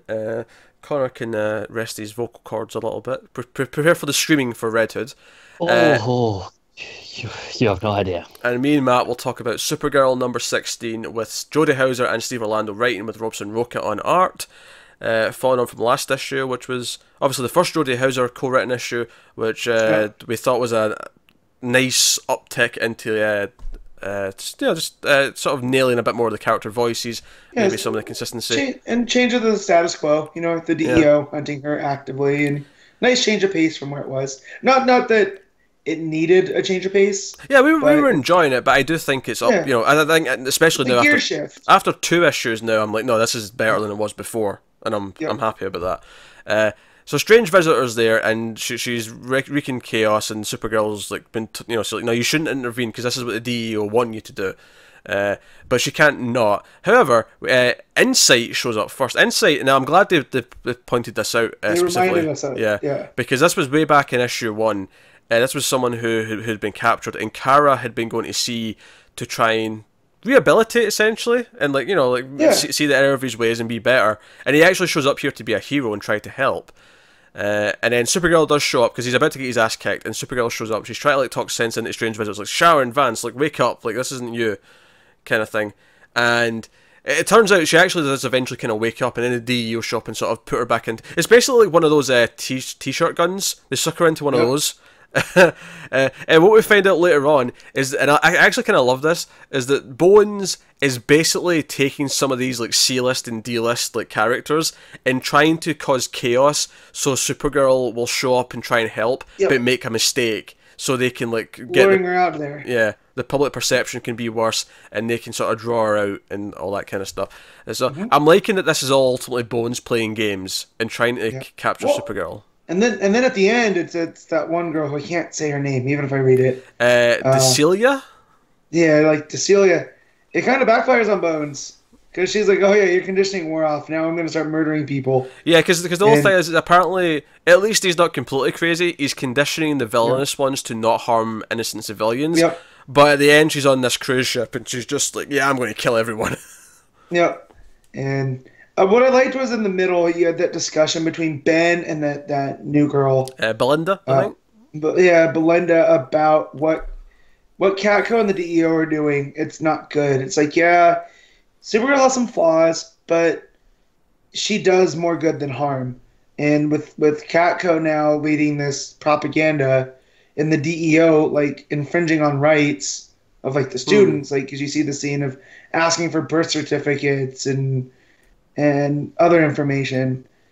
This is not good. Yeah, you can't justify it. And Ben's trying to. He's like, yeah, but this is for our own good. They're keeping us safe. And I think it's a nice commentary on some things that are going on in the real world. Yeah, he's trying his best, and because there's that little moment at the end of that scene that I really, because I like the Supergirl. You hear her narration, she's like, oh, I see why, because Belinda's sticking up for Supergirl, and she's like, oh, I see why you like her, Ben, in her head. So it's playing with the teen angst stuff there, just a little bit. There's not a lot of it in this issue. It's just that one little reminder that she maybe has feelings, and we can, it's just sort of making sure it's still there. But at the end of the scene, Ben, what does he say? He says something kind of radical. Maybe Supergirl shouldn't help people who treat her the way that DEO does. He sort of suggests that maybe she shouldn't help people who don't help her back. And all she says in the narration is Ben ... And it's just this idea of no, Ben, that's she's disappointed that you said that. Yeah. And I'm liking kind of the themes it's playing with. It's playing with the idea of should she step in and help people, even though it's more dangerous for her, even though people want to capture her, even though people are seeing her as a villain. It's the idea of, no, I'm going to step up and be the hero anyway, because that's who I am. I'm liking what it's doing with that stuff. It's really playing with that. Well, and to me, too, as a long-time Superman fan, it kind of, this is the type of stuff I feel like they could have hit on with Snyder, but he completely whiffed on it. So it shows to me, if you have a competent storyteller, you can play with these themes and it can still work, and I think it's working really well here. Well, and then especially with her parents, they're trying to live a normal life still. They take her out to dinner, and she's like, oh, I can't find the chicken and the chicken fried steak. Did you use your X-ray vision? Yeah, so they're trying, but to live this life, and it's not. And even that moral debate's still there, because Kara says, oh, the DEO are all corrupt now, and then they say no, but there's still a lot of people who work there who are actually good people. They're just following their orders. So again, it's just following that. Everything's not just black and white. There's shades of grey. There's good people mixed in. But no, I really like the insights, because he actually saves her kind of at the start when the DEO agents are going to start closing in on her, and he lets off this giant flashbang so she can get away. And then he's it only lasted a few seconds, but that's all she needed. And then later on, when Bones is got him captured, and he's laughing at him, he's like, you sure you've solved all my tech that you thought you've deactivated? Maybe not. But I'm liking that. I'm liking the whole idea that she actually has inspired someone to be better. It's a nice. It ties it really nicely into what Supergirl does. And I think, again, what I said last issue is that I'm loving the character voices. I think it's really feeling nailed now. I think Hauser on board's really, that's the big effect that I'm seeing. Yep. So no, I agree there. So you know, I like Ben. Blind has grown on me. I think so far I'm liking that. And also they're going to get really suspicious of Kara because she ended up flaking out at the last issue, and then the DEO agent in this one tries to question her at school, and she quickly, when she hears people on the cruise ship in trouble with her hearing, she uses her heat vision quickly to set off the fire alarms and just hopes that no one notices. But they're at the very least going to start noticing that she keeps like having reasons to disappear. Yeah. So no, I'm digging it a lot. So we have the cliffhanger where she shows up to fight Decelia on the ship, and we just kind of end mid fight. And Robson Rocha's art's pretty good again. Solid. Solid. I'm enjoying it. I specifically like the. I guess I'm liking the color palette. Like it's vibrant, but it's not too kind of cartoony feeling either. No, not like Chang was. Chang was cartoony in a good way. Oh this is it's its own, you know, thing. Like feels like comics. Like it really reminded me of when I started reading comics again. All right, I was going to say, in the 2000s. Feels like comics on a comic book. Matt Sculthorpe, 2017. Yeah, but there's some that feel more cinematic and not like comics. You know what I mean? Yeah. Like this is very to me, it's of an era. That, feels like the 2000s. I came up reading and I like that. Yeah, which I would say is a compliment. I like what 2000s comics looks like for the most part. So. No, as an all-solid issue, I'm digging Supergirl a lot. Alright, well, I guess that'll take us on to New Superman number 18, Gene Luen Yang writing and Brent Peeples on art. So, this was originally supposed to be the last issue, and I think with the exception of maybe one or two things that are maybe been changed to set new things up towards the end, you can kind of tell that this was maybe going to be a conclusion to the series. And not in a bad way. It's actually not a complaint. I actually think it flows very naturally into a new thing from here. It does. But you know, you get a lot of payoffs. You get the whole I Ching and like his twin brother. We get that backstory in the middle and how he represented evil, he represented good, the yin and the yang. But there has to be a little in both. But he rebelled, and then that's why he became who he is, and all the rest of it. And something that separates. I mean, it was already kind of separate because Keenan, of course, powers came from a very different place, but they kind of separate it, because they really mix it in this one with the mythology that they're playing with here. Yep. Where he actually becomes the embodiment of the yin and the yang, which is why his new suit, which is otherwise the same, but now instead of the octagon with the S in it, he has a Superman-shaped emblem. But inside that emblem, it's the yin and the yang colours that kind of make an S because of how they interact with each other. It's really cool. I dig it. I'm digging the new suit.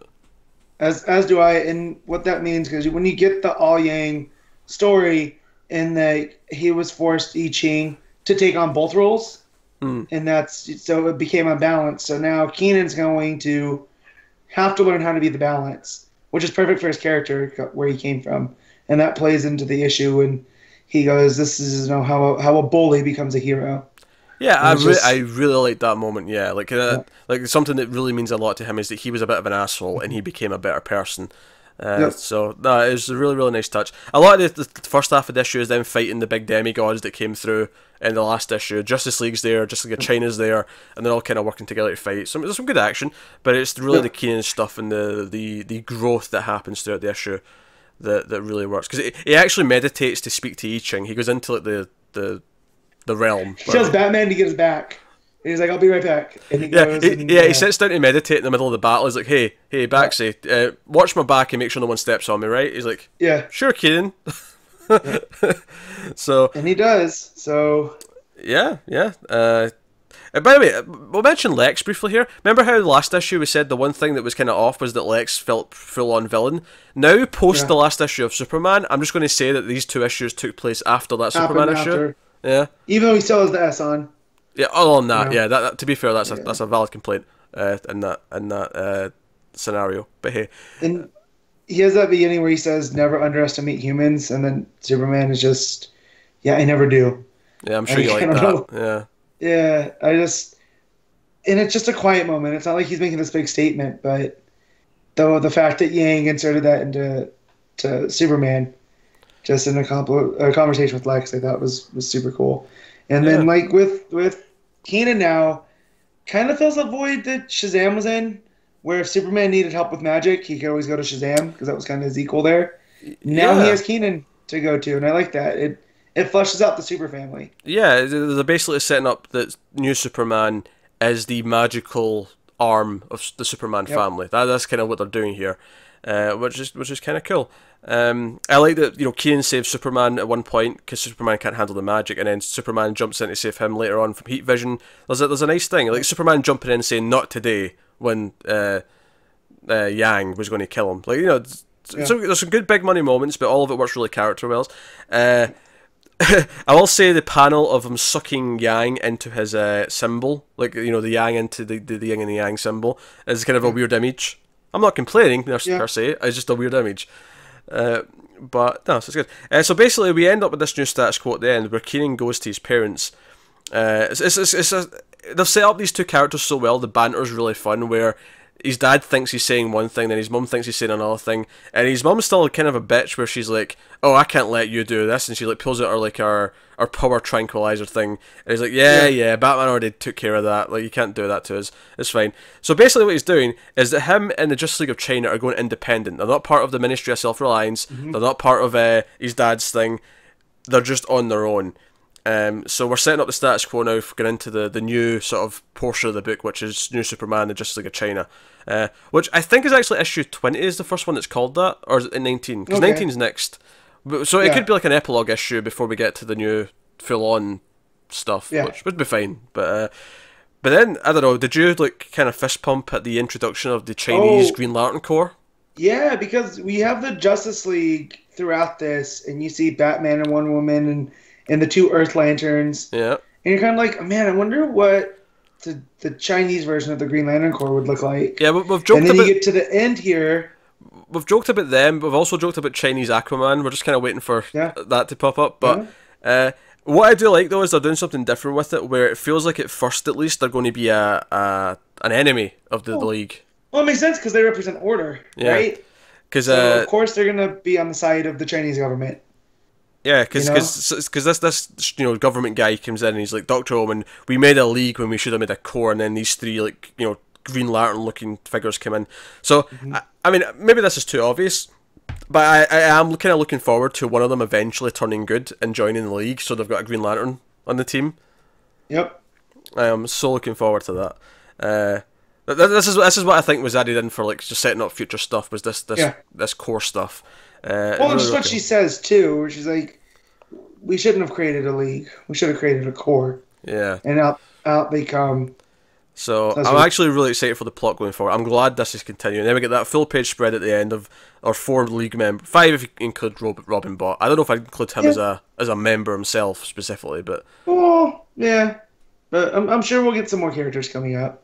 You know. But no, it's amazing how much I love this book. I'm so glad that this went from strength to strength, and we're here we are now, where I'm actively like excited about this every month. So yep, definitely, it's a nice addition to the super mythos, as I was saying before. So the fact like now it can stand on its own, and we get these cool characters to keep going, and it won't be just focused on Keenan. Which, not that was a problem, but now we can actually, go back into Daylon's past as the Snake. Because he's kind of like, he's fulfilled his powers, because he says at the end he can fly now, because we get that full page spread of him and the team all moving, and he's flying. He's like, he's unlocked them all. Yeah, I've unlocked them all. I can control my powers now. So it feels like, even if it wasn't intended this way at first to become like a Justice League book afterwards, it at least feels like naturally, it's like, okay, this first 18 issues was about him becoming Superman, like properly, and now we can do other stuff, and we can and develop all the characters even more, and I'm pumped. I'm pumped for Justice League of China versus the China Corps, or the Green China Corps, or whatever we're going to call them. I don't know. We'll find out next issue. I'm going to call them Chinese Green Lanterns until we find this out. Yeah, the GLCC. There you go. Is Connor deliberately not listening to us so we don't spoil things? Yeah, because he's going to read it I think eventually. So. Oh, he's muted himself as well. I hear my name. Yep. Yeah, we were just questioning if you were not listening to us because you're going to read this at some point. Yeah, I heard the odd bit here and there, just kind of checking in that I wasn't due. But yeah, because I do plan on just reading through it all when it finishes at this point. Next is Red Hood, so trust me, there's no way we could be on that without you. Just real quick, I was talking to a guy last night, and he was asking me about comics and asked about what from Rebirth he should be reading, and this is the first thing I told him. I think the first 2 trades are out, so, because he's a lapsed comics fan, he had to close his pull box, but still interested in the characters. And I go, yeah, you don't really need anything else. It stands alone. So yeah, we actually check it out. We got a tweet this week at DC Comics Podcast. Someone who listens to the show is saying that they checked it out just based on our recommendation, and they're enjoying it. So it's always nice to spread a good book. Yep. So, but no. So I guess that'll take us on to the last book of the week, which is not a new release for this week. But as you may or may not know, one of the perks that we have on patreon.com/MailFuzzTV is the Connor's Corner perk, in which one person right now, there's 4 slots that are open though, in case you're tempted. But one of those 4 slots is taken up, and I mean it can change any month. Like the patron David, he can send us a message saying, no, this month I want him to read this. But consistently since he started contributing, it has been Red Hood and the Outlaws. So this is going to be issue 13. Scott Lobdell writing, Dexter Soy on art. Connor loves it. It's his favourite book every month. He's so happy. So Connor, take it away. So I mean, comics are what, 20 pages or 22 at the minute? What are we on? 20? 20, I think. We're 20. Yeah. Although this one's only once a month, so I think it's 22. All right. So if it's 22. Yeah. Wait, are the 22 are the single monthly ones longer? I think so, because they're $1 more. I don't think that's more pages. They're only more physically, digitally the same price. Oh. All right. Well, we'll go with 20. 17 pages are utter garbage. I can count. 3 pages are fantastic. One of which is in the middle, and it's this crazy trippy sequence of Bizarro. He's all out of it, and he's got this crazy sequence of it's like an acid trip sort of image, if you can kind of picture that, and it's like the history of Superman and himself, and like so you got like the Kent farm, you got Krypton exploding, all these things, but in this acid trip sequence, it looks incredible. I couldn't tell you what the words sound because I don't remember. Just about because I stopped reading those. I just on that page because I was just like, I don't care. This image is fantastic. And then the other 2 pages that are genuinely amazing are the opening 2 pages. Now this is done in like a chibi style, like the really cutesy cartoon. Everything looks like a little child sort of thing one. And I had to check that this was still Dexter Soy because I didn't know he had this in him to be this versatile in style because it's completely different from everything else. Okay. And this is Bizarro telling Superman's origin, essentially, and his story so far. And it basically, you've got, you guys' parents putting him in the pod. You've got little Kara there going, oh, you're the best cousin ever. You've got Crypto there doing a little painting for some reason. Yeah. And then, yeah, it's amazing. I'm not going to lie. And you've got him getting to Earth, being found by the Kents, and meeting the Justice League, and they've all got Bizarro names, or what he calls them. Batman's just Batman because he's he gets through it all. Right. Flash is Go-Go. Green Lantern is Nightlight. Yeah. Aquaman is Wet Wet. Wonder Woman is Rope Lady, and Cyborg is Cyborg. Oh my God, Wet Wet. Yeah, that is the single best thing that has ever come out of this book. Yeah, I think I've heard his Bizarro before, or maybe it was maybe it was a John's thing that Bizarro has called Green Lantern Nightlight before. So that one might be my favorite, or it could have been in the Heath Corson Bizarro book too, which is another one I recommend constantly. So, oh man, Wet Wet, that one's so good. It is. I want someone to call Momoa Wet Wet and see what he does. Just, like, I don't know what it is about Lobdell that manages to get Bizarro right. Like, it makes no sense to me how everything can be atrocious except Bizarro. Because he's a failed stand-up comedian, so there are some bits in there, like, He is Bizarro. Yeah, exactly. He is a Bizarro writer. Like, he can only do these things. Well, hold on a minute. Happy Death Day was fantastic. So, you know, he writes a good horror movie. Yeah. So, somehow, I don't know how that happened, but he did. Because superheroes aren't involved, Pete. Like, that's, you know... Very possible. But you know what? That movie had a really good character arc for its main character. It was, you know, it was much better than I was expecting. And his 90s X-Men stuff isn't terrible either. But then again, I don't think he approached them as superheroes. You know, if he approaches them as teenagers, because it was Generation X, that have powers, it's a little bit different. I mean, even his Teen Titans wasn't great, but it certainly wasn't nearly as bad as... It was more readable than his other stuff. Yeah. Yeah. But honestly, those 2 pages at the start of this issue are legitimately fantastic. Yeah, I'm Googling this right now to see if there's an image of it. Yeah. Well, the Comixology preview usually gives you the first 3 pages, so you should technically get those too if you just want to read those. Yeah. And then we're in the real world, so it all goes to shit. What's it about? Just before I say that, note how the 3 pages I like are all inside Bizarro's head. Yes. So basically, Lex has come and picked up Bizarro's body as we got at the end of the last issue. He's put him in the tank that he was, born in. He's kind of trying to heal him, and you got a lot of stuff about, previous Bizarro versions and how, that's not really this Bizarro, and a lot of bollocks that I don't really care about. And then you have Jason and Artemis kind of mourning over him and going, "Oh, he's our friend," and Jason's like, "Oh, he's the first friend I've made since I came back from the dead." And you've got like them playing video games for some reason, like little just flashbacks of that, and then Artemis teaching him how to speak. Just all this stuff that's just there. There is one nice panel of the 2 of them in silhouette on a rooftop, which just does look pretty good, to be fair. But again, Dexter Soy's art solid. Yeah, the art's never been the problem. From the sounds of it. Notably, that panel is one of the very few panels in the entire issue without any dialogue or caption boxes. It's just one panel, silhouette of the 2 of them. It's nice.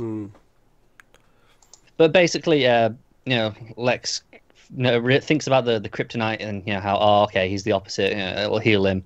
Stabs him like a shot of adrenaline style in the chest with a big kryptonite liquid. And then he's like, okay, well, you can have Bizarro back now. He's no use to me. Because up till this point, he's kind of been going, well, technically he's my property, so we're going to have to sort this out with the lawyers after. But after this, he comes out and goes, yeah, I don't care. I don't want him anymore. And they go in, and Bizarro has changed. He's got glasses on. And he's working on, like, mechanical things. And he's whistling. And then he turns around and speaks... normally. He goes, "Yo, Jason, Artemis, what an absolute pleasure to see you again, my compatriots." I'm like, what? No, don't you dare have ruined Bizarro. Bizarro was the best part of this book, and now you've changed Bizarro, and I'm not happy.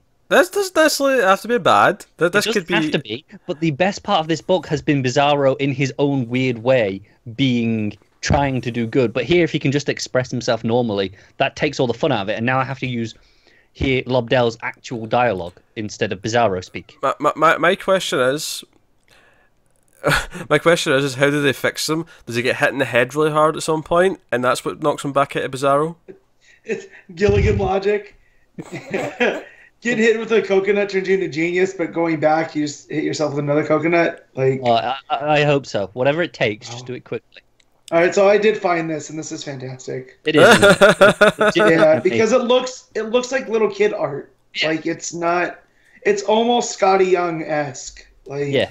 Well, I like Scotty Young. Scotty Young is good. Honestly, those 2 pages are legitimately fantastic. Yeah, Nightlight, Wet. Oh my god. Yeah, Cyborg is SIGH Borg. Yeah. I made it through like 6 issues of a Rocket Raccoon book just because the Scotty Young art was really good. Yeah. Not that the writing was bad per se. It was a fine little book. I just kind of lost track of it. Like, yeah, his art is great, but no.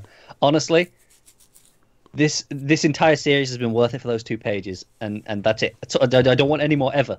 Just stop. Just give me those 2 pages. That's all I want from this book, ever. And now they're going to ruin Bizarro, and I'm not happy because that was the one thing I was enjoying. That was my one bit of like hope at these issues. So, well, I might get some nice Bizarro stuff. See, now I'm really looking forward to Connor's Corner next month. I'm not.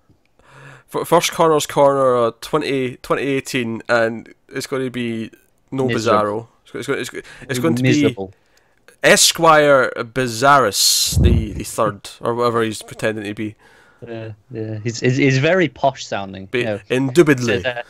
I feel totally at ease saying I look forward to returning to our collective domicile.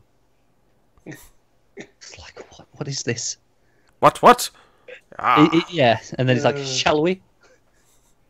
Let us perambulate towards the vicinity of our... Like the thing is, in another writer, I'd be completely down for this. I feel like this could be an amazing thing. But the fact is, now I have to have Lobdell's actual dialogue for Bizarro as well. Whereas before, the fractured nonsense of it. Arguably, it's not really his dialogue either, though, because he's doing this posh thing the whole time. Maybe, but it's full sentences, so... Yeah. Yeah, the concern is real. I have literally never heard of someone be terrified that the writer's going to speak in full sentences. This is bizarre. Yes. No.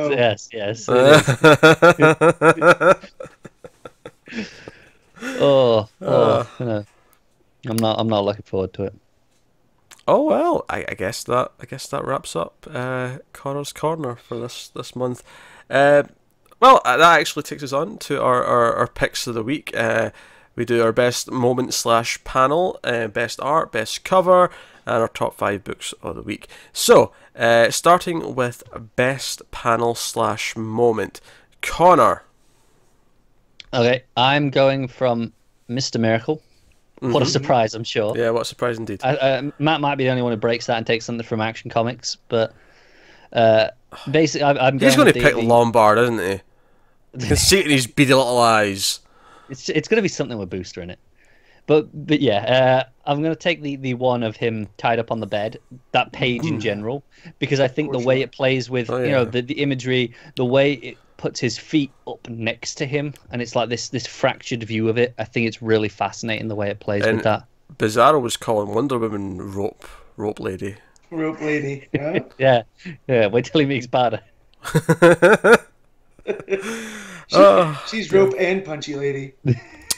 I'm going to go next. I also am picking something from Mr. Miracle.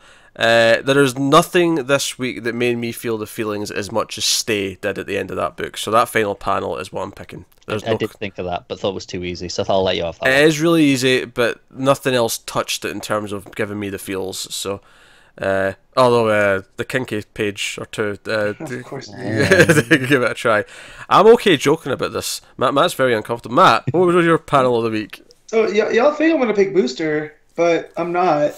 But had you guys picked one of mine from Mr. Miracle, then I was going to have to. But you didn't. It's the Sunset. Just the way that the alternating panels and the symmetry, and then the colors, and the conversation that's going on across those 2 pages. It's just I went back and read it like twice just so I could take everything in. But yeah, if it wasn't that, it was going to be Steve Lombard's office. Because what did I tell you? The Booster, I need to get some Boosteroos. Like whatever that cereal is, I need it. Right. So such a mark. So the public pick from Matt is the Sunset from Mr. Miracle, but we all know it's secretly Mr. Miracle's mask hanging on his dick. That's the real answer that he's not willing to admit. To be fair, that was part of my page. So that'll take us out to best cover of the week. Matt? It's from Mr. Miracle. Me and Connor talked about this last night or yesterday, whenever that was, and it's actually the variant with Barda. No, wait a minute. Hold on a second. Variants. We have never included variants in the history of this show. We are breaking the rules. But I had to ask if this was the variant or not because this is the only cover my shop got in. It's also in the stack of Mr. Miracles. So that's all I have. That's its cover, so it counts. It's the B cover.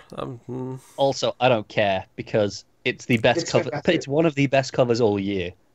Yeah, I'm telling you that now. So I thought maybe I had a printing error because it starts to look like it's missing parts towards the lower right hand, but that's how it was designed to look. Yeah. So it looks like it's a worn down, older cover. It's just the way that it plays with the reds and the whites and just the perspective of Bada and the size and the way Miracle looks up at it. It's just a fantastic cover, and it is. It is worth breaking the rules. You know, we've gone. However long we've been doing covers for. Did we do that right? We didn't do that right at the start, did we? Not right. It wasn't too long. All right, maybe a year. We've been doing that for a full year, and I've never once even considered going. All right, I'll do a variant. This time, it's having it. I mean, I've been tempted with Manipul, but just because it's Manipul. But this, I feel, hits the spirit of the issue more. Yeah. Than the other cover. I mean, I've looked up the other cover and stem on the Sunset, but it's not nearly as good as what we get in the book. It's not the same. So those picks don't count, but so you'll just have blank spots in the record. You guys, I'm going to Twitter after this and making sure everybody knows that this was my pick. Yeah. So it does count. It's a great cover. I'm sticking to the rules though. It's a variant. I'm not. And it's Gerard's cover. Like, it's, yeah, no, it counts. Connor, we're sticking with this. It counts. Also, it's a 1-to-1 cover, so it's not like it's a limited variant. Anyone can just pick this up. They print as many as they did the main cover. The stack of Mr. Miracle 5s, this was the only cover my shop got. So I don't know if there's a mess up in the ordering or the wonder delivery. if they just sometimes they go, all right, one shop gets all the variant, one shop gets all the variant, because they're equal, so they're not like none of them are any rarer than the other. So you get a stack of those, you get a stack of those. Because since DC started doing this, I look through the covers if I can, because the Wonder Woman variants, which the Jenny Frisian, I wanted to pick those numerous times. Yeah. But it's not, to me, it's not the same. It doesn't hit the same theme. Those look cool. Those are posters. This actually is the theme of the book. What's yours, Peter? I feel like anything I picked that's not that cover is going to be booed, given everything you just said. But I'm sticking to my rules here. I don't think there's any other really good covers anyway. There's some alright covers. But there's nothing fantastic. I'll admit that. No, but we had one that was miraculous. I will concede that it's the best cover of the week. But within the rules, though, if I'm picking from the A covers, I'd probably pick Supergirl. Yeah, I'm not a fan of that one. She looks kind of weird on the cover. I don't know. I like how old school it looks because you've got a strange visitor behind her with the big electric blue thing going on. I don't know. I was kind of digging it. You want to talk old school, the action one with Booster, like pushing Superman back, like that. That's a Silver Age cover. I just like how Matt's argument there was like, do you want a good one? Like action, Booster's on it. Booster Gold's on it. Who cares about what he's doing or what it looks like? But Booster's on it. No, I'm not. But I mean, I'm agreeing. New Superman's pretty good too because it wraps up what that book was all on the covers. I agree. The Mr. America one's the best one, but just if I'm picking one outside of that, that's what I'm going with. Yeah, I'm not picking one outside of that. Frighten's the pair of you. I'm not undermining the integrity of my pick. Nope, me neither. It's alright, I'll do it for you. But that'll take us on to Best Art of the Week, which... is Mr. Miracle, right? Yeah, Mr. Miracle wins. I mean, Mr. Miracle. Yeah, nothing else. Let's not waste time on that. Nope. Okay, Mr. Miracle it is. Alright, so top 5 books of the week. Connor, you're going first. Mr. Miracle. Surprising no one, I'm sure. Nope. This is tough because I think I only have 5 books. Red Hood number 2? No, Red Hood would be the 6th. But the problem is I have to include Wonder Woman on this somewhere. This feels unfair. Oh crap! So do I. What are you doing? Because you read 2 other good books, Matt. You're fine. Mr. Miracle, action, detective, Flash. No, not doing it. I'm not having a 5. Wonder Woman doesn't deserve it. It's a bad issue. It's not. Right, it's not in a top 5. Miracle list. Man again. All right. Yeah. Mr. Miracle. I mean. Miracle Man. Jeez. That's breaking down. It's not even similar. All right. So the record will show that number 5 for Connor by default is Wonder Woman. Red Hood. No. 5 was blank. I've done this before. It's a blank spot. This Wonder Woman. All right, Matt, what's your top 5? So, number 1, Mr. Miracle. Number 2, New Superman. Number 3, Action Comics. Number 4, Flash. Number 5, Detective. Okay. My top 5, number 1 is Mr. Miracle. Number 2 is New Superman. Number 3 is Supergirl. Number 4 is Flash. Number 5 is Action Comics. That's my picks. You know, it's funny. It feels like the first half of this year we went forever without having a unanimous pick. Mm-hmm. And now it feels like just all the time. Like it's kind of fallen back in sync. Yeah, the unanimous pick, of course, yeah. I actually just I'd stopped keeping track about 3 months ago, so just yesterday I actually went through all the last 12 or so episodes and noted down all the picks so that I've got them all for the end of the year special, the annual episode that we're going to do at the start of January, and it's just interesting. I'll be fun discussing how that's worked out, and perhaps what books have maybe hit it more frequently than others. Perhaps some of it's probably obvious, but some surprises in there too. But yeah, so that's this week's pick. So Mr. Miracle, not surprising. We'll see if anything can possibly take week 2 from it. Maybe when the first issue of the Terrifics hits, because I think that's on a week 2. But I could be wrong. Okay. It's gonna have to do a lot of work. I mean, it will. It will. It is. So I'll tell you what's coming next week. Next week's books. So next week, of course, is a week 3, and coming we have finally Dark Knight's Metal number 4. So Metal's back in action. Snyder's been hyping that up big time. We also have the first 2 parts of the next sort of crossover we're getting. Not related to Metal. This is the Super Sons one. Super Sons of Tomorrow. Superman number 37 and Super Sons number 11. That's the first 2 parts. Which one's it starting, do you know? Off the top of my head, I do not know, but I think it's easy to find. Superman starts it, Super Sons continues it. Do you know what the worst part is? I know that they've had the list in the back of every issue this week. Yeah, but I haven't looked at it. So. Why are you pointing out that you didn't look at it when you just told them what it was? Because you knew it was there, but you didn't look at the. I don't know. It sounded like an excuse, as if but I haven't looked at it, as if that's why I don't know. But you just didn't know. That was weird. I don't know. That's weird at times. I don't know. He doesn't like kinky sex games. He's saying weird things like that. I'm the weird one. Jeez. So Superman and Super Sons, and then we also have Batman 37, Justice League 35, Green Lanterns 37, Nightwing 35, Aquaman number 31, and Batwoman number 10. Also out, but we're not covering, Harley Quinn number 34, Trinity 16, and then in crossover land you have Batman TMNT 2 number 2, and Wonder Woman Conan number 4, if you're interested in those. What issue of Harley Quinn did you say there, sorry?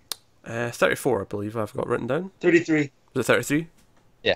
Okay, yeah. 33. Must have just written down the wrong number. I did see just some speculation about the Conan license with Dark Horse. I don't know if you guys have seen this. No. Yeah, there's been like some speculation that after this series finishes, that they're losing the license because Conan belongs to Fox. I don't know if that's the reason why, or if just that's when it was going to expire. But there's I think Marvel got an omnibus coming out, solicited for after March or April. Can I just say, actually, I mean, obviously we don't want to talk about the Fox Disney merger that much on a comics podcast. Here we go. But just to echo our good friend Tim, his thoughts on this, don't you feel kind of bad for Dark Horse that first Star Wars got pulled away from them because Disney bought them and they own Marvel, and now they're probably going to lose Alien and Predator because... And, I mean, that's the first thing I think of when I think of Dark Horse is Alien and Predator comics. I think of Hellboy. Yeah, I think of Hellboy as well. Fine, whatever. Hellboy, though. Yeah, but because I'd heard of those, I'd noticed those comics before I even heard of Hellboy though. I didn't know of Hellboy until later. I just feel bad for them. All their biggest licenses are getting taken, and it's got nothing to do with anything they're doing. I think it's a good thing for them. It sounds bad right now, but it means they can't use those as a crutch. They've got to put out some quality content if they want to stick around, and they've got Lemire's. Well, that's only good if they actually succeed, though. Well, sure, but it's incentive, isn't it? It's like, oh no, we can't just rest on our laurels and get by on these licenses. We have to talent. Yeah, but scout, sometimes you need tent poles to prop you up. Yeah, because the tent poles are what pays for all the other stuff they get to do. Like, they may actually struggle to actually stay afloat now. And to be fair, they were doing stuff with Lemire with Black Hammer and all that. While they had Alien and Predator. So I'm just saying. Well, yeah, this is what I mean. While they've got those, they've been doing it anyway. Like, Hellboy, like Matt just said, that brand is huge. I'm just saying, I associate Dark Horse with Alien and Predator, and I think it's kind of a shame that that's just going to be ripped away because. And probably they've not actually said anything, but probably. No, that said, they could just license it out, and they'll have to see if it's worth the money to license it from them because they've had them forever. So they have but that said, also, if Dark Horse can transition into a creator-owned, kind of like Image or even Vertigo has been for DC, I know Brian Wood's doing a lot of creator-owned stuff there now between Rebels. I know Briggs we're talking about Alien and Predator. What about the I hate to mention it for PC, but the Buffy license? Oh yes, the hit television show Buffy the Vampire Slayer. No, that's actually that Fox. That is Fox. Yeah. So. Yeah. We were talking about this in the TV news just yesterday that technically Disney own Buffy and Angel now, which is a weird thought in and of itself. But I don't know. Oh my god, you're gonna have Buffy slaying Morbius in the comics. It's gonna be great. And again, this is the thing, they've had Buffy, Dark Horse have had Buffy for so long. They've had Angel, not as long because IDW used to have Angel, but they've had Buffy for so long. They've been doing all these seasons. Does that all come to a stop in the next year and a half? Because once this deal finally goes through, does no, Marvel now publishes everything. It really to depends those on whether it's worth it for them to do it themselves. How much they think it's going to bring in. Because Star Wars definitely was. Star Wars was, but even that they license out some stuff to IDW as well. For they do the Star Wars Adventures, which is the separate thing where it's it's not part of the main line, so we'll just give it to someone else. And so I can see them maybe it's easier just to leave it with Dark Horse and make them charge them a bit more for the license renewal, perhaps. Man, it was always funny that Dark Horse got their name because they were the third imprint, to Marvel and DC, and now they're Marvel's just eating their lunch. Yeah, like a bully. Which is annoying because Marvel as a publisher right now is not exactly great. We're not exactly in the best place with them, but hey ho, that's what you got to do. I am 3 months behind on Thor. That's where I'm at Marvel, and I love. I'm only reading all new X-Men, and all new Wolverine. Sorry, not all new X-Men. all different, brand new again. I'm X-Men. I'm a full series behind on Thor. Whatever this current.